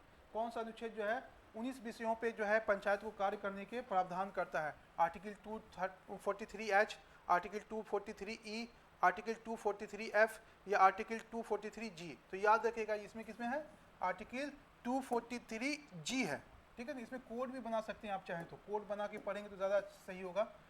जो यहाँ पे आई है ना, यहाँ पे एक जो है अगर 243I होता ना तो I से इनकम होता है, तो फाइनेंस का जितना भी मैटर होगा पंचायती राज का 243I में आएगा। लेकिन यहाँ पे बात हो रही फंक्शंस की लिस्ट की बात हो रही है, तो वो 243G में इसका प्रावधान है, ठीक है। अगला क्वेश्चन हम लोग देखेंगे, on which matters it is not essential for the president to take advice from the council of ministers. इसमें पूछ रहा है कि किस मामलों में जो है राष्ट्रपति जो है काउंसिल ऑफ मिनिस्टर्स से सलाह लेने के लिए बाध्य नहीं है, ठीक है। अपॉइंटमेंट ऑफ एम्बेसडर, जो एम्बेसडर होता है दूसरे देशों में राजदूत होते हैं, उसकी नियुक्ति के मामले में। टू एसेंड द बिल, किसी बिल को जो है अपनी अनुमति देने में। To assent to bills referred by governors, governors के थ्रू जो है कोई बिल जो है सहमति के लिए भेजी गई हो। टू डिसॉल्व लोकसभा, या लोकसभा को भंग करने के मामले में। तो यहाँ पे याद रखेंगे एसेंट के लिए जो है वो जो है काउंसिल ऑफ मिनिस्टर से एडवाइस लेने के लिए जो है वो बाध्य नहीं है, ठीक है ना। यहाँ तो एसेंट मतलब बिल को सहमति देने में, तो आपका आंसर क्या हो जाएगा, बी हो जाएगा यहाँ पे आपका आंसर। सारे क्वेश्चन का जो डिटेल एक्सप्लेनेशन है इसको जरूर पढ़ेंगे आप लोग। The sitting of house of the people may be terminated by, the sitting of the house of the people may be terminated by adjournments, proclamation, dissolution, all of the above. तो यहाँ पे आप पूछ रहा है कि जो हाउस है, सदन है, उसको किसके जरिए जो है टर्मिनेट किया जा सकता है, ठीक है। यहाँ पे adjournment may be terminated by, the sitting of the house of the people may be terminated by adjournments, proclamation. तो ये all of the sitting of the house of the peoples may be terminated by way of adjournment, prorogations and dissolutions. ये सब क्या है, ये सब एक प्रक्रिया है सदन को स्थगित करने का, ठीक है। तो ये चारों दे रखा है, ये कौन करता है, ये आपका speaker of the Lok Sabha. While progression and dissolution is done by the president under article 85(2). ये बहुत इंपॉर्टेंट क्वेश्चन है, इसको आप जरूर नोट करके रखेंगे। कुछ मामलों में राष्ट्रपति के पास ये अधिकार है, कुछ मामलों में हाउस के स्पीकर के पास। Which of the following is incorrect, इनमें से कौन सा जो है इनकरेक्ट है, ठीक है। तो यहाँ पे आपको दे रखा है उत्तरामेरूर इंस्क्रिप्शन, हिस्ट्री का क्वेश्चन है। Uttaramerur inscription, it is noted for its temple inscription that describe a self governance system existing around 7th to 9th century, ठीक है। यहाँ पे पूछ क्या रहा है कि इनकरेक्ट है ना, तो याद रखिएगा यहाँ पे इनकरेक्ट पूछ रहा है, गलत कौन सा है। तो ये आपका बिल्कुल सही है, पहला उत्तरमेरूर इंस्क्रिप्शन चोलों का है, और इसके समय में जो है लोकल गवर्नमेंट के बारे में हमको प्रमाण मिलता है कि उस समय पंचायती राज था। तो ये स्टेटमेंट क्या आपका बिल्कुल सही है। यहाँ पे जो इनकरेक्ट देख रहे होंगे, याद रखिएगा ये आंसर का दूसरा फॉर्मेट है जिसकी वजह से आपको इनकरेक्ट दिख रहा है। इनकरेक्ट का मतलब है ऐसे क्वेश्चन में करेक्ट, मतलब ये करेक्ट है, इनकरेक्ट नहीं है ये, ठीक है। दूसरा है Eran inscription, it is an earliest evidence of sati found in India. Eran inscription Madhya Pradesh से पाया गया है, इसमें पहली बार भारत में सती सिस्टम का हमको प्रमाण मिलता है। तो ये स्टेटमेंट भी क्या है, सही है आपका। Junagadh inscription, it said that the Pushyagupta the governor of Chandragupta Maurya built A dam on the Sudarshan lake. Sudarshan lake पे जो है बांध का निर्माण किसने किया था, पुष्यगुप्त। ये कौन था, चंद्रगुप्त मौर्य का गवर्नर था। जूनागढ़ मतलब गुजरात में जो जगह है जूनागढ़ उसका। और ये पहला जो है आपको संस्कृत जो है इंस्क्रिप्शंस भी है, तो ये भी स्टेटमेंट भी आपका सही है। अगला Aihole inscriptions, it said that Pushyagupta the governor of Chandragupta Maurya built A dam on the Sudarshan lake. ये चौथा वाला ऑप्शन जो है आपका एहोल वाला वो गलत दे रखा है, ठीक है ना। एहोल जो है वो चंद्रगुप्त मौर्य और से पुष्यगुप्त से रिलेटेड नहीं है। यहाँ पे पढ़ लीजिएगा, Aihole inscription Chalukya king Pulakeshin second and उसके युद्ध में हर्षवर्धन पे उसकी विजय का उल्लेख हमको किसमें मिलता है, एहोल इंस्क्रिप्शन में मिलता है, ठीक है। और इसके जो राइटर कौन है, Ravi Kirti. It is written in Sanskrit, composed by Ravi Kirti, the court poet of the Pulakeshin second. जो चालुक्य शासक था पुलकेशिन सेकंड, उसी का दरबारी कवि था रवि कीर्ति, उसी ने लिखा था एहोल इंस्क्रिप्शन, ठीक है। अगला, विच one of the following is incorrectly match, इनमें से कौन सा जो है इनकरेक्टली मतलब सही से मैच नहीं है, गलत मैच है, ठीक है। तो यहाँ पे अगर आप देखेंगे पंचतंत्र विष्णु शर्मा, ये संस्कृत आपको पता है प्राचीन के समय में जो पुस्तक लिखी गई है पंचतंत्र, उसके राइटर हैं विष्णु शर्मा, बिल्कुल सही है। अष्टाध्यायी ये 8 चैप्टर में बटा हुआ है, ग्रामर की बुक है, जिसको किसने लिखा? पाणिनि ने लिखा है। गीत गोविंद के राइटर जयसेन है। कौन है? जयसेन। ये आपको जो है गलत दे रखा है यहाँ पे तीसरा वाला ऑप्शन। और स्वप्न बासवदत्तम का भाषा, तो ए बी और डी सही है। सी वाला ऑप्शन जो दे रखा है आपका गीत गोविंद, उसके राइटर जो है कौन है? जयदेव है, तो आपका ये सी वाला जो है वो गलत हो जाएगा। यहाँ पे बुक्स और उसके ऑथर्स का नाम दे रखा है, इसको आप याद कर लेंगे। Which of the following is incorrect regarding extent of Indus valley civilization, अब पूछ रहा है इसमें से कौन सा जो है इंडस वैली सिविलाइजेशन के बारे में जो है गलत दे रखा है कि उसके विस्तार के बारे में। मैं कल आप लोग को पढ़ा भी रहा था, जिन लोगों ने क्लास की थी, यही क्वेश्चन पे मैं डिस्कस कर रहा था एक्सटेंशन के बारे में। तो ईस्टर्न मोस्ट जो साइट्स है इंडस वैली सिविलाइजेशन का, वो आलमगीरपुर मेरठ में है, उत्तर प्रदेश में, बिल्कुल सही है। वेस्टर्न मोस्ट साइट जो है सुतका गैंडोर, ये बलूचिस्तान में है, ये भी सही है। नॉर्दर्न मोस्ट साइट जो है वो लेह में नहीं है, कहाँ पे है? मांडा में है, जम्मू कश्मीर के मांडा में है, तो आपका ये वाला जो है गलत हो जाएगा, उत्तरी वाला, ठीक है। और जो दक्षिणी साइट्स है उसका दायमाबाद महाराष्ट्र में है, ठीक है। तो यहाँ पे जो तीसरा वाला दे रखा है कि सिंधु घाटी सभ्यता का सबसे उत्तरी स्थल है वो लद्दाख में नहीं है, बल्कि कहाँ पे है? जम्मू कश्मीर में एक जगह है, कौन? मांडा, वहाँ पे जो है ये पड़ता है, ओके।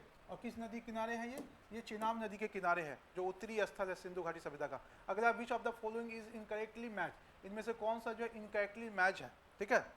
तो यहाँ पे एक एक करके देखें सारी चीज़ों को। पॉर्शिम है ना, यहाँ पे देखिए, याद रखिएगा, ये एंशिएंट रिवर का नाम दे रखा है और मॉडर्न डे रिवर का नाम दे रखा है ना। मैच करना है आपको। पुरुषनी होता है रावी नदी को, बिपाशा ब्यास को कहते हैं, सरस्वती घग्गर को कहते हैं, बितस्ता को झेलम कहते हैं, रावी नहीं कहते हैं, क्या कहते हैं? बितस्ता झेलम रिवर को कहते हैं। ये मैच जो है गलत दे रखा है, बितस्ता मीन्स झेलम रिवर। जो प्राचीन समय में ऋग्वेद में जो बितस्ता नदी थी, वो अभी की जो झेलम है उसके लिए टर्म यूज़ किया जाता है। पौरुषनी रावी को कहते हैं, बिपस्ता ब्यास को कहते हैं, और सरस्वती घग्गर नदी को कहते हैं। सरस्वती चूंकि अब डिसअपियर्ड हो चुका है, ठीक है। तो यहाँ पे जो आपको दे रखा है ऑप्शन, उस ऑप्शन में जो आपको पहला वाला है बितस्ता, वो झेलम है, जबकि इसमें रावी मैच किया हुआ है, ठीक है। सतुदी यहाँ पे रिवर उसका मॉडर्न नेम दिया हुआ है, उसको आप याद कर देंगे। Which of the following is incorrect regarding important ratnis and other important official, ऋग्वैदिक पीरियड में दे रखा है इसका, ठीक है। उसमें दे रखा है कि कुछ ऑफिसर्स जो थे उस समय वैदिक काल में, उसका टर्म्स दे रखा है, उसमें मिलाना है आपको, ठीक है। और उसमें पूछ रहा है कौन सा जो है इनकरेक्ट है। हमेशा याद रखेंगे जब क्वेश्चन को सॉल्व करेंगे तो क्वेश्चंस को पढ़ेंगे कि करेक्ट पूछ रहा है या इनकरेक्ट पूछ रहा है, सही पूछ रहा है या गलत पूछ रहा है। यहाँ पे गलत पूछ रहा है, तो ये पुरोहित है। Chief priest also sometimes refers to as the rashtragopa, ये बिल्कुल सही है। पुरोहित जो होता था वो मुख्य पुरोहित होता था, चीफ होता था, पूजा वूजा करने वाला, इसको राष्ट्रगुप्त कहते हैं। ग्रामनी जो चैरिएटर होता था उसको क्या कहते थे? ग्रामनी। ये यहाँ पे जो गलत दे रखा है, ठीक है ना, ग्रामनी जो है मैच नहीं करता है सही। Govikartan keeper of games and forest, राजा के साथ जो है गेम वेम खेलने वाला, उसको क्या कहते थे? गोविकर्तन कहते थे। और अक्षबापा अकाउंटेंट को कहते थे। तो यहाँ पे जो ग्रामनी है वो चैरिएटर नहीं होता था। तो ये आपका दूसरा जो आंसर दे रखा है आपका गलत दे रखा है, ठीक है ना। यहाँ पे आपको मैच करने के लिए भी दे रखा है, उसका पूरा एक्सप्लेनेशन दे रखा है, ठीक है। सेनानी किसको कहते थे, ग्रामनी किसको कहते थे? ग्रामनी हेड ऑफ द विलेज होता था, जैसे मुखिया जैसे आपके आज के समय में होता है, ठीक है। अगला क्वेश्चन देखेंगे, which of the following is incorrect regarding Vardhaman Mahavir, Vardhaman Mahavir के बारे में पूछ रहा है कि कौन सा जो है इनकरेक्ट है। आपने देखा होगा इस क्वेश्चन में सेट में इनकरेक्ट ज़्यादा मिल रहा है, ठीक है ना। तो आपको उसी के अकॉर्डिंग करना है कि पूछ क्या रहा है। इनकरेक्ट पूछ रहा है कि कौन सा जो है इनकरेक्ट है महावीर के बारे में, ठीक है। तो यहाँ पे देखेंगे वर्तमान महावीर वाज द 24th तीर्थंकर, बिल्कुल सही है। ये 24वें तीर्थंकर थे जैन धर्म के। He was born in 540 BC in Kundagram, बिल्कुल सही है कि बिहार के वैशाली में 540 में कुंडग्राम में पैदा हुए थे। He left his house at the age of 30 and attained enlightenment 12 साल बाद, मतलब 42 साल की उम्र में, 30 साल की उम्र में घर छोड़ दिया था और 42 साल की उम्र में, मतलब टोटल 12 साल के बाद तक जो है इनको ज्ञान की प्राप्ति हुई थी, बिल्कुल सही है। He died at the age of 70 at Kundagram, Kundagram में इनका जो है निधन नहीं हुआ था, ठीक है। तो यहाँ पे जो है कौन सी जगह है? पावापुरी है, वहाँ पे इनका निधन हुआ। तो आपका यह चौथा वाला जो स्टेटमेंट है वो आपका गलत दे रखा है, ठीक है। अगला देखेंगे हम लोग, विच of the following is incorrect regarding Iltutmish, Iltutmish के बारे में कौन सा जो है इनकरेक्ट है, कौन सा कथन जो है इनकरेक्ट है, मतलब गलत दे रखा है इल्तुतमिश के बारे में, ओके। तो यहाँ पे आप देखेंगे जो पहला है आपका statement, Iltutmish defeated Aram Shah and became the sultan with the names of Shamsuddin, ये बिल्कुल सही है, ठीक है। शमशुद्दीन इल्तुतमिश के नाम से जो है शासक बना। ही defeated Tajuddin Yalduz in 1215 AD in second battle of Tarain, बिल्कुल बात है कि उन्होंने ताजुद्दीन यल्दौज को, जो तराइन की दूसरी लड़ाई थी जो 1215 ईस्वी में हुई थी, उसमें उसको डिफीट किया था। He defeated Tajuddin Yalduz in बाल्डुअर in the second battle of Tarain, ठीक है ना। यहाँ पे 2-3 चीज़ें आपको देखनी है, सेकंड नहीं है ये थर्ड बैटल है। स्टेटमेंट तो सही है, लेकिन ये कौन सा दे रखा है, सेकंड बैटल दे रखा है, ये थर्ड बैटल होगा। कौन सा बैटल होगा जी, थर्ड बैटल होगा, ठीक है, सेकंड नहीं। सेकंड कब हुआ था, 1192 में, पहला कब हुआ था, 1191 में, और थर्ड कब होगा, 1215 में। तो यहाँ पे चूंकि सेकंड दे रखा है तो इसलिए स्टेटमेंट क्या हो जाएगा, गलत हो जाएगा। चूंकि पूछा कौन सा इनकरेक्ट है, तो आपका ये वाला इनकरेक्ट हो जाएगा, ठीक है। क्वेश्चन को आप सॉल्व करेंगे तो ऐसे ही सॉल्व करेंगे, एक एक चीज को ध्यान में रखेंगे कहाँ पे क्या दे रखा है। अगला क्वेश्चन है, which of the following is incorrect regarding Lodhi dynasty. Lodhi वंश से संबंधित कौन सा जो है कथन जो है इसमें इनकरेक्ट है, गलत है। पहला है, Bahlol Lodi led the foundation of Lodi dynasty whose rulers were Afghans, ठीक है ना। ये बिल्कुल सही दे रखा है कि बहलोल लोधी कौन थे, लोधी डायनेस्टी की स्थापना की थी, और ये लोग कौन थे, अफगान्स थे। Sikandar Lodi introduce a new system of land measurement known as Gaz Sikandari, उन्होंने गज सिकंदरी नाम से एक जो है भूमि को मापने का एक पैमाना शुरू किया था, ये भी सही है। बाबर डिफीटेड सुल्तान इब्राहिम लोधी ने 1526 AD in the historic and decisive first battle of Panipat. Babur ने 1526 में एक ऐतिहासिक युद्ध में इब्राहिम लोधी को परास्त करके मुगल वंश की स्थापना की थी। ये स्टेटमेंट भी क्या आपका सही है। After the death of the Bahlol Lodi Ibrahim Lodi ascended the throne, ठीक है। बहलोल लोधी की डिफीट के बाद इब्राहिम लोधी जो है गद्दी पे बैठा था, तो ये स्टेटमेंट गलत है आपका कि बहलोल लोधी के बाद नहीं बैठा था वो, ठीक है। यहाँ पे आप देखेंगे सिकंदर लोधी, इसका जो है पीरियड 1450 सिकंदर लोधी के बाद बैठा था, क्योंकि सिकंदर लोधी का बेटा था, बहलोल लोधी का नहीं, ठीक है ना। तो यहाँ पे चौथा वाला स्टेटमेंट आपका गलत दे रखा है। Which of the following is incorrectly match. अगला क्वेश्चन हम लोग देखेंगे, यहाँ पे मैच करने के लिए दिया हुआ है हिस्ट्री से, मॉडर्न हिस्ट्री से ही क्वेश्चन है ये, कि एक तरफ जो है बुक का नाम है, उस तरफ मेडावल के राइटर का है उस समय के। तो अल बेरूनी किताबुल हिंद बिल्कुल सही है, किताबुल हिंद या तहकीक हिंद, इसके राइटर कौन है, अल बेरूनी है, ठीक है। दूसरा है जियाउद्दीन बर्नी तहरीक फिरोज शाही, ये भी सही है, तारीख फिरोज शाही के जो राइटर कौन है, वो जियाउद्दीन बर्नी है। अगला है इब्न बतूता ताजुद्दीन मासिर, है ना। तो इब्न बतूता की जो रचना है ताजुल मासिर, ये बिल्कुल गलत दे रखा है आपको। जो ताजुल मासिर के हसन निज़ामी है, ये इब्न बतूता नहीं है, ये अमीर खुसरो है, यहाँ पे याद रखिएगा। यहाँ पे बाकी आपको सही दे रखा है, यहाँ पे देखिएगा, how many Navratna were there in Akbar camp, okay. Kitabul Rehla भी सही है, और मिनहाजुल सिराज तबकात नासी मिनहाजुल सिराज ये भी सही है आपका, ठीक है। किताबुल रहला है ना, यहाँ पे आपको आंसर ताजुल माशिर करेक्ट, इब्न बतूता ताजुल मासिर ये गलत है आपका, ठीक है ना। ताजुल माशिर नहीं के राइटर इब्न बतूता नहीं है। अगला क्वेश्चन हम लोग देखेंगे, how many Navratna were there in Akbar's court. Akbar के कोड में जो है कितने नवरत्न थे, याद रखिएगा, चूंकि इसमें कुछ ऐसा है नहीं, नवरत्न का मतलब ही होता है 9, ठीक है। तो कितने होंगे, आपके आंसर भी क्या होगा, 9 हो जाएगा, ओके। जिसमें होगा अष्टप्रधान, उसमें 8 होंगे। नवरत्न की बात आएगी, चाहे वो समुद्रगुप्त के समय की हो, चाहे आपके इसके समय की बात हो, अकबर के समय की हो, तो ये लोग कितने होंगे, 9 होंगे, ठीक है। और याद रखिएगा, ये जितने भी नवरत्न है सबका नाम याद रखेंगे, कभी कभी पूछ लेता है, ठीक है। इसके कुछ अपने उपनाम भी हैं, ठीक है, निक नेम भी रहे हैं, मुल्ला दो प्याजा, इस तरह से। राजा मोहन है ना, मान सिंह, राजा मान सिंह है chief of staff of the Mughal army, Mughal army के हेड कौन थे, मान सिंह थे, ठीक है। Mian Tansen a renowned singer in Mughal court who compose many ragas, ठीक है ना, ये हो गया आपका Tansen. Mulla Do Piyaza minister of home affairs Akbarpur. Raja Birbal foreign ministers only Hindu to converted to Din Ilahi, ये इंपॉर्टेंट है कि राजा बीरबल है वही सिर्फ दीन इलाही को एक्सेप्ट किया था, बाकी और किसी ने नहीं किया था। Abul Fazl grand wazir of prime minister, उसका प्रधानमंत्री था अकबर का। Faizi minister of education and mentor of the royal princes, Faizi Abul Fazl के भाई थे। Fakhr Azizuddin minister of religious affairs, धार्मिक मामलों के जो हेड थे। अब्दुल रहीम खान खाना डिफेंस ऑफ मिनिस्टर, ये जो है बैरम खान के बेटे थे। अब्दुल रहीम खाना बहुत बड़े कवि भी थे हिंदी के। राजा टोडरमल फाइनेंस मिनिस्टर थे ये राजा टोडरमल। तो जिस पोर्टफोलियो जिस तरह से दे रखा है आप उसको भी जो है याद करके रखेंगे, ठीक है, पूछ सकता है आपसे। अगला क्वेश्चन हम लोग देखेंगे, eight the time of the Aurangzeb death the Maratha leadership was in the hands of. जिस समय औरंगजेब की डेथ हुई थी, मराठा लीडरशिप किसके हाथ में थी, संभाजी के हाथ में नहीं, बिल्कुल नहीं। दूसरा है आपका राजा राम के हाथ में, जीजाबाई के हाथ में, या ताराबाई के हाथ में, ठीक है। तो यहाँ पे आपको पूछ रहा है कि किसके समय में थी, याद रखेगा ताराबाई के। Raja Ram led Marathas as a representative of Sahab from 1689 to 70s। After the death of Raja Ram his widow Tarabai struggles with the Mughals on behalf of his son Shivaji second. At the time of Aurangzeb death the Maratha leadership was in the hands of the Tarabai, ठीक है। किसके हाथ में था, ताराबाई। ये कौन थी, शिवाजी के जो दूसरे पुत्र थे उनकी पत्नी थी ये, ठीक है। अगला क्वेश्चन देखें, between who was the treaty of बसीन साइंड इन 1802। 1802 में जो बसीन की संधि हुई है, ठीक है, वो किन के बीच हुई है? English and Bajirao second, English and Bajirao second, है ना, फर्स्ट नहीं सेकंड होगा ये, ठीक है। पहले में फर्स्ट दे रखा है बाजीराव फर्स्ट, तो याद रखिएगा जो बसीन की संधि 1802 में हुई है वो बाजीराव सेकंड और ब्रिटिश के बीच में हुई है, ठीक है। इसी ट्रीटी के बाद जो है उन्होंने सारा पावर जो है अंग्रेजों को सौंप दिया। The treaty of Bassein, now called Vasai, was a pact signed on December 31, 1802 between the East India Company and Bajirao II, the Maratha Peshwa Pune in India after the Battle of Pune. In this treaty, Bajirao was restored as a Peshwa in Pune with around 60,000 English forces were permanently stationed with the Peshwas to protect him for 26 lakh to be paid to East India company. इसके बदले में हर साल जो है east India company को 26 लाख देना था, उनको पेशवा मान लिया गया, लेकिन किसके संरक्षण में? अंग्रेजों के संरक्षण में। और ये जो ट्रीटी बोली जाती है कि मराठों के डिक्लाइन में, उसके पतन में बसीन की संधि का बहुत बड़ा योगदान है, ठीक है। वो उसका पेंशन भोक्ता बन के रह गए थे, पेशवा किसके? अंग्रेजों के।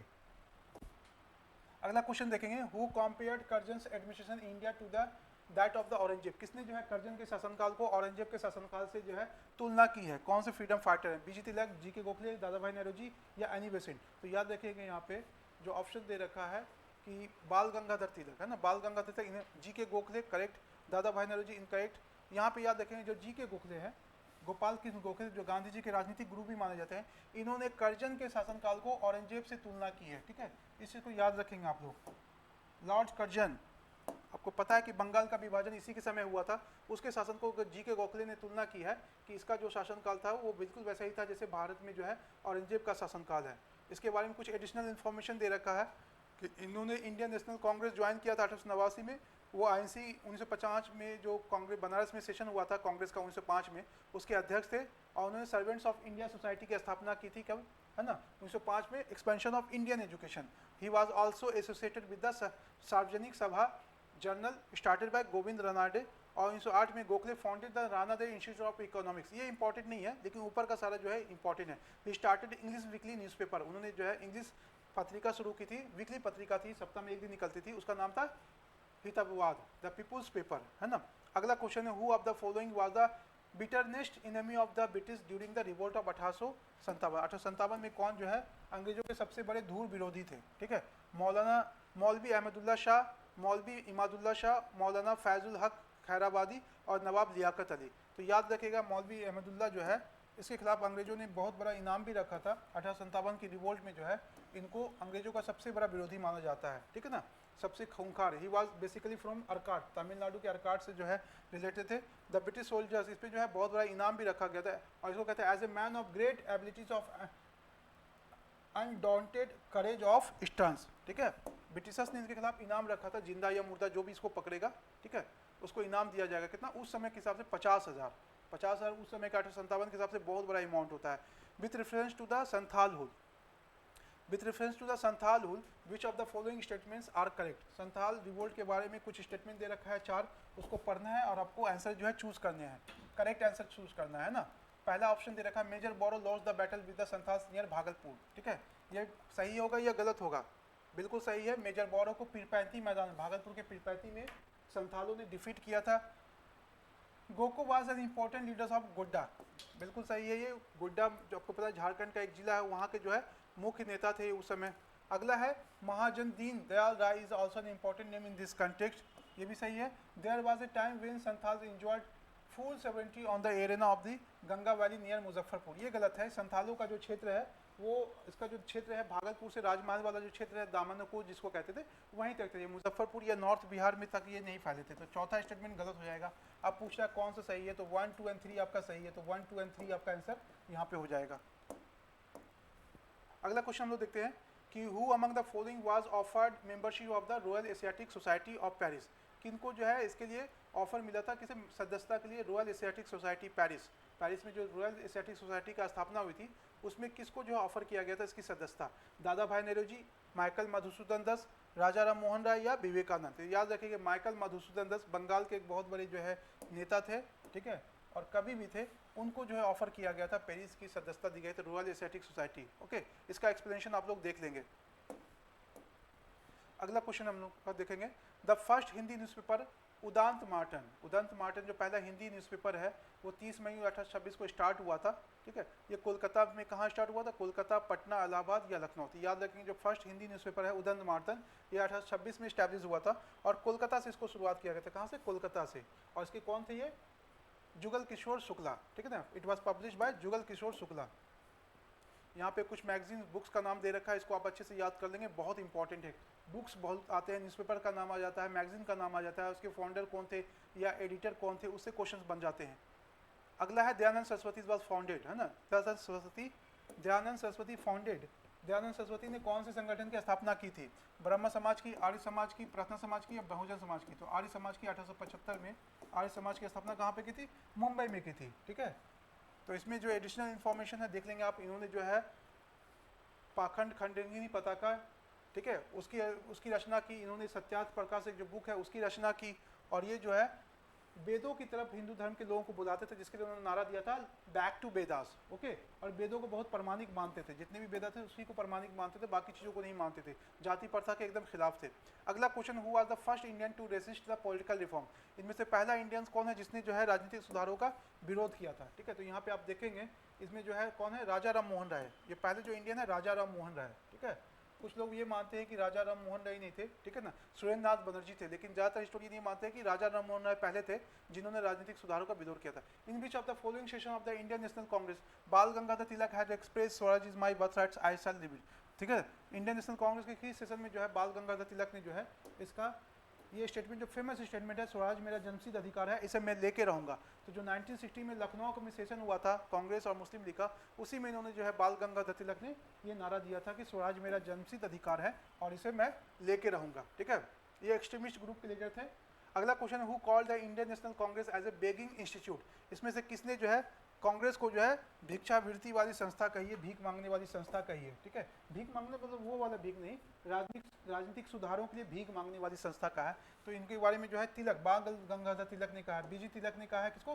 कांग्रेस को बेगिंग इंस्टीट्यूट कहा है, भीख मांगने वाली संस्था का है। ठीक है, राजनीतिक सुधारों की भीख, पैसे वाली भीख नहीं।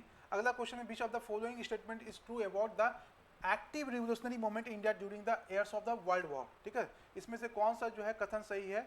जो प्रथम विश्व युद्ध के दौरान जो है जो क्रांतिकारी गतिविधियां हो रही थी उसके बारे में। चंद्रशेखर आज़ाद फाउंडेड द अनुशीलन समिति, बिल्कुल ये पहला स्टेटमेंट दे रखा कि चंद्रशेखर आज़ाद फाउंडेड द अनुशीलन समिति। ये स्टेटमेंट जो है आपका क्या है? गलत है। अनुशीलन समिति की स्थापना चंद्रशेखर आज़ाद ने नहीं की थी। ठीक है ना, ये गलत हो जाएगा आपका। Bhagat Singh was the founder of the Naujawan Bharat सभा, ये बिल्कुल सही है, इन्होंने स्थापना की थी। Prafulla Chaki establish the Hindustan Republic Association, बिल्कुल गलत है। हिंदुस्तान रिपब्लिकन एसोसिएशन की स्थापना जो है चंद्रशेखर आज़ाद वगैरह ने मिलकर की थी। Surya Sen organise the Hindustan Socialist Republican Association. ठीक है ना, ये स्टेटमेंट भी आपका गलत है। यहाँ पे जो आपका एक्सप्लेनेशन दे रखा है आप उसको देखेंगे, यहाँ पे एक एक करके दे रखा है आपका कि Anushilan Samiti was founded by P Mitra and Pulin Das. तो पहला स्टेटमेंट आपको देखा गलत हो गया। Hindustan Republic Association was founded in 1924 by Sachindra Nath Sanyal, Ram Prasad Bismil and जोगेश चंद्र चटर्जी इन कानपुर। कानपुर में 24 में इसकी स्थापना की गई, किसकी? एचआरए की। हिंदुस्तान सोशलिस्ट रिपब्लिक एसोसिएशन, जब एचआरए के जो क्रांतिकारी थे जब गिरफ्तार हो गए, तितर बितर हो गए, तो इन लोगों ने फिर से जो है उसका गठन किया, उसमें सोशलिस्ट वर्ड जोड़ दिया था, इसलिए आपने देखा होगा Hindustan Socialist Republican association, HSRA जो है नाम दिया हुआ है। ये दिल्ली में फिरोज शाह कोटला मैदान में स्थापना की गई, कब? सितंबर 1928 में। ठीक है, दिल्ली में फिरोज शाह कोटला मैदान में सितंबर 1928 में इसकी स्थापना की गई। अगला क्वेश्चन देखेंगे, name the first recorded Muslim who was hanged for the Indian freedom. कौन सा पहला मुस्लिम है जिसको जो है ये माना जाता है कि जिसको पहली बार फांसी पे दी गई? ठीक है ना, रिकॉर्डेड मुस्लिम। तो इसका जो एग्जांपल है, इससे पहले हो सकता है कि बहुत से होंगे 1857 की रिवोल्ट में, क्योंकि बहुत सारे मुसलमानों को फांसी दी गई, लेकिन जो रिकॉर्ड में है भारत सरकार के रिकॉर्ड में जो पहला मुसलमान जिसको फांसी दी गई या जिसको मौत की सज़ा मिली आज़ादी की लड़ाई में, वो है आपके अशफाकुल्ला खान। ये कहाँ के हैं? ये शाहजहाँपुर यूपी के रहने वाले थे। ठीक है, और इनको जो है कानपुर वहाँ पे में जो काकोरी कांड हुआ था, लूट लिया गया था सरकारी खजाना, उसके बाद जो है इनको गिरफ्तार करके फांसी की सजा दी गई। Which of the following pair got sentence to be hanged for assassination of the British officer in England? इनमें से किसको जो है, कौन सा पेयर जो है जिनको ब्रिटिश अधिकारी की हत्या के जुर्म में जो है मौत की सजा दी गई? Rajguru and Sukhdev, Khudiram Bose and Surya Sen, Madan Lal Dhingra and Udham Singh, Kartar Singh Sarabha and Ashfaqulla Khan. तो यहाँ पे पूछा है कौन सा है? मदन लाल ढींगरा एंड उधम सिंह। इन्होंने कहाँ पे? इंग्लैंड जाके, लंदन में जाके ब्रिटिश अधिकारी की हत्या की थी। तो ये जो पेयर दिया हुआ आपका सी वाला, वो पेयर जो है बिल्कुल सही है। अगला है which of the following statement is not correct regarding स्वदेशी मूवमेंट। यहाँ पे आपको कुछ ऑप्शन दे रखा है, पूछ रहा है कि स्वदेशी मूवमेंट के बारे में कौन सा स्टेटमेंट जो है करेक्ट नहीं है, ठीक है ना, not correct. Some specific Muslims were joined in it, ठीक है, बिल्कुल सही है आपका, कुछ मुसलमानों ने इस आंदोलन को ज्वाइन किया था। Womens actively participated in this movement, महिलाओं ने बढ़ चढ़ के इसमें भाग लिया था। Neither this movement affected Bengal farmers and not they were joined, ठीक है, यहाँ पे आपको दे रखा है कि कौन सा करेक्ट, ये भी सही है। Neither this movement affected Bengal farmers not they were joined. अगला it was limited to Bengal, ये गलत स्टेटमेंट दे रखा है कि ये बंगाल तक ही लिमिटेड नहीं था, बल्कि बंगाल से बाहर भी आपको पता है कि स्वदेशी मूवमेंट का प्रचार प्रसार हुआ था, ठीक है। यहाँ पे आपको एक्सप्लेनेशन भी दे रखा है कि ये सिर्फ बंगाल तक सीमित नहीं था, बल्कि ये जो है पंजाब में लाला लाजपत राय, महाराष्ट्र में तिलक, ठीक है, अरविंदो घोष, ये सब ने जो है, अरविंदो घोष तक बंगाल के थे, लेकिन तिलक ने महाराष्ट्र में और लाला लाजपत राय उन्होंने पंजाब में इस आंदोलन को चलाया था, ठीक है। तो ये जो है उसमें पॉइंट सारा डाल देंगे अब। अगला क्वेश्चन है in which of the following railway station of South Africa Mahatma Gandhi was thrown out of the train. अब इसमें बहुत ही बार पूछा गया क्वेश्चन है, बहुत नॉर्मल क्वेश्चन है कि किस रेलवे स्टेशन से महात्मा गांधी को जो है ट्रेन से फेंका गया था। तो यहाँ पे है जोहान्सबर्ग, साउथ अफ्रीका का एक कंट्री है, पिट्समर्टिसबर्ग, डरबन या प्रिटोरिया। तो यहाँ पे आपका जो है पिट्समर्टिसबर्ग, बहुत डिफिकल्ट प्रोनाउंसिएशन है इस शहर का नाम का। Gandhi arrived in Durban south Africa in 1893 में वो गए थे अपने दोस्त के एक लीगल केस को, अब्दुल्ला नाम था उसके फ्रेंड का, उनके केस को लड़ने के लिए साउथ अफ्रीका गए थे, दादा अब्दुल्ला नाम है। In June he was asked by Dada Abdulla to undertake a trip of Pretoria in the Transvaal a journey first to Gandhi to the Pietermaritzburg, है ना, प्रिटोरिया से यहाँ तक जा रहे थे, वहीं पे जो है स्टेशन पे इनको फेंका गया था। अगला क्वेश्चन लोग देखेंगे, Who was the Prime Minister of England when the Montagu-Chelmsford Act was passed in 1919? 1919 में जब मॉन्टेग्यू चेम्सफोर्ड रिफॉर्म्स एक्ट आया था, उस समय ब्रिटिश का प्राइम मिनिस्टर कौन था, ब्रिटेन का प्राइम मिनिस्टर कौन था, है ना, इंग्लैंड का, लॉर्ड जॉर्ज हैमिल्टन, सैमुअल होर या लॉर्ड सेल्सबरी। तो लॉर्ड जॉर्ज जो है उस समय प्रधानमंत्री थे इंग्लैंड के, जिसके समय जो है इंडियन जो मॉन्टेग्यू चेम्सफोर्ड एक्ट जो है पारित किया गया 1919 में, क्लाइव लॉर्ड जॉर्ज, ठीक है। अगला क्वेश्चन है who among the following decided to launch the independence party on 16 December 1922। इसमें से कौन से है जिन्होंने जो है 1922 में इंडिपेंडेंस पार्टी की स्थापना की थी, ठीक है। यहाँ पे ऑप्शन दे रखा है आपको कि लाला हरदयाल, मदन लाल ढींग, है ना, मदन मोहन मालवीय, मोहम्मद अली जिन्ना, ठीक है, और आपके जो है मोतीलाल नेहरू। तो यहाँ पे आप देखेंगे जो आपके मदन मोहन मालवीय है और मोतीलाल नेहरू, इन दोनों ने मिलकर जो है एक पार्टी की स्थापना की। इस पार्टी का नाम क्या था, इंडिपेंडेंट पार्टी। आप लोग कंफ्यूज मत होइएगा कि सर वो स्वराज पार्टी है, स्वराज पार्टी तो है ही है, लेकिन उसके बारे में नहीं पूछ रहा है, ठीक है। दिसंबर 92 में जो पार्टी बनी है वो जनवरी में बनी है, ठीक है। तो यहाँ पे जो आपका आंसर क्या हो जाएगा, मदन मोहन मालवीय और Motilal Nehru. 16 December 1922, Madan Mohan Malviya and Motilal Nehru decided to launch the independence party. Madan Mohan Malviya was the founding member of the Hindu Mahasabha. He founded Banaras Hindu University in 1916. Motilal Nehru and C R Das founded the Swaraj party. तो याद रखिएगा Swaraj party Motilal Nehru और सी R दास के through स्थापित की गई है, और मदन मोहन मालवीय, ठीक है, और आपके जो है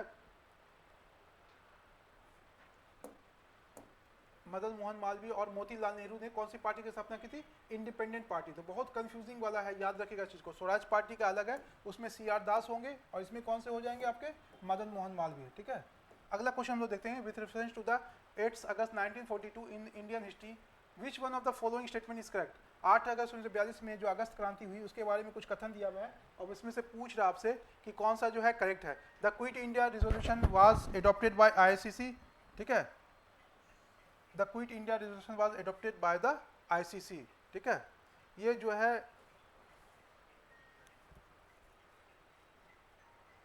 ऑल इंडिया कांग्रेस कमेटी है ना, all India Congress committee meeting all the time on August, hence it is A correct answer, ठीक है। यहाँ पे पूछ रहा है कि करेक्ट कौन है, तो यहाँ पे आपको 4 ऑप्शंस दे रखे हैं। जो पहला ऑप्शन दे रखा है कि 8 अगस्त 1942 में जो अगस्त क्रांति हुई उसको किसने, इस रेजोल्यूशन को किसने अडॉप्ट किया था, आईसीसी ने, बिल्कुल सही है। दूसरा, the viceroy executive council was expanded to includes more Indians, ठीक है, ये जो है गलत है। The Congress ministries resigned in 7 provinces, incorrect, ठीक है। और the Cripps propose an Indian union with full dominate status once the second world was over, ठीक है। इस क्वेश्चन में मुझे लग रहा है कि कुछ गड़बड़ दे रखा है, एक मिनट देख लो फिर से इस क्वेश्चन को।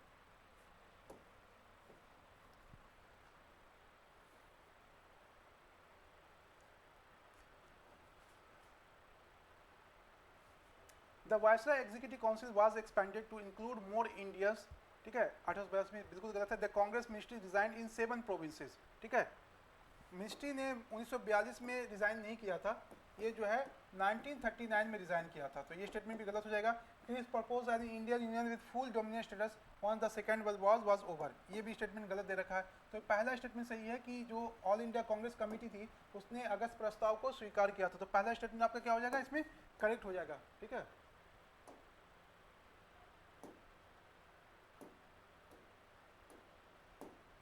नेक्स्ट क्वेश्चन हम लोग देखेंगे, which one of the following books was written by Tilak, इनमें से कौन सी पुस्तक जो है बाल गंगाधर तिलक द्वारा जो है लिखी गई है, ठीक है। तो उसमें ऑप्शन दे रखा है इंडियन इन ट्रांजिशन, ठीक है, गलत है ये। गीता रहस्य, ये किसका लिखा हुआ है, आपके तिलक द्वारा लिखा गया है, ठीक है, तो बिल्कुल सही है ये। Gokhale my political Guru, incorrect. Discovery of India, ये भी गलत है। तो ये गीता रहस्य किसका लिखा हुआ है, ये बाल गंगाधर तिलक का लिखा हुआ किताब है, तो यहाँ पे आपका आंसर क्या हो जाएगा, गीता रहस्य।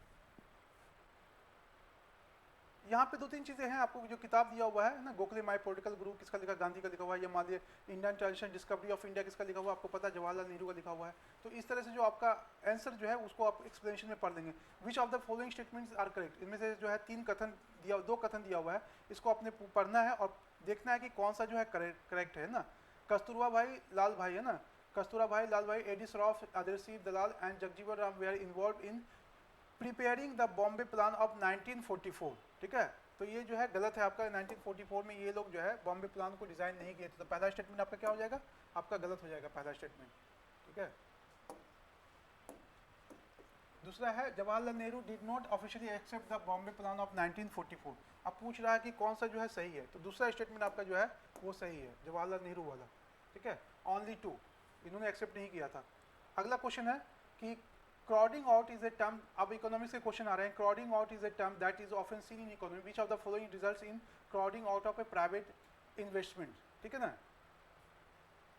अब यहाँ पे देखिए crowding out क्या होता है, इसमें दे रखा है कि decrease government spending due to demand slump in the economy, ये गलत दे रखा है। इस टर्म्स को डिफाइन करना है, ठीक है, कि crowding out का मतलब क्या होता है।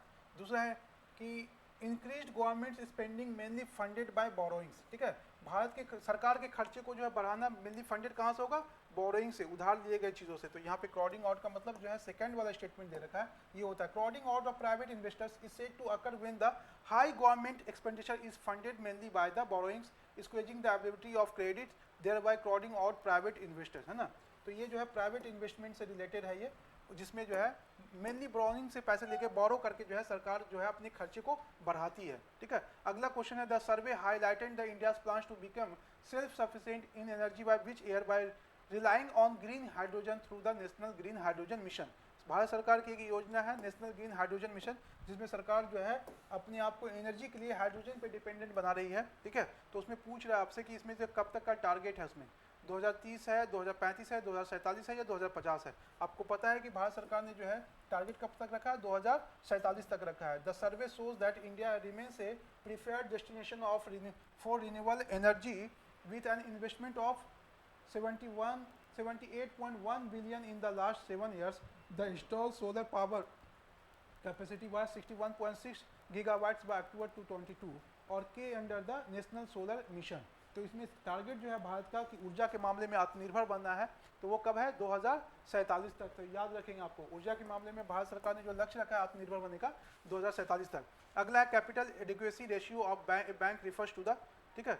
तो ये जो इकोनॉमी का क्वेश्चन है, कैपिटल एडिक्वेसी रेशियो एक बैंक का क्या होता है, ratio of the total deposit of a bank to its NPS, ratio of total goods quality capital of a bank to its loan amounts, ratio of a total good quality capital of a bank to its NPS, या ratio of total good quality capital of a bank to its risk weighted asset.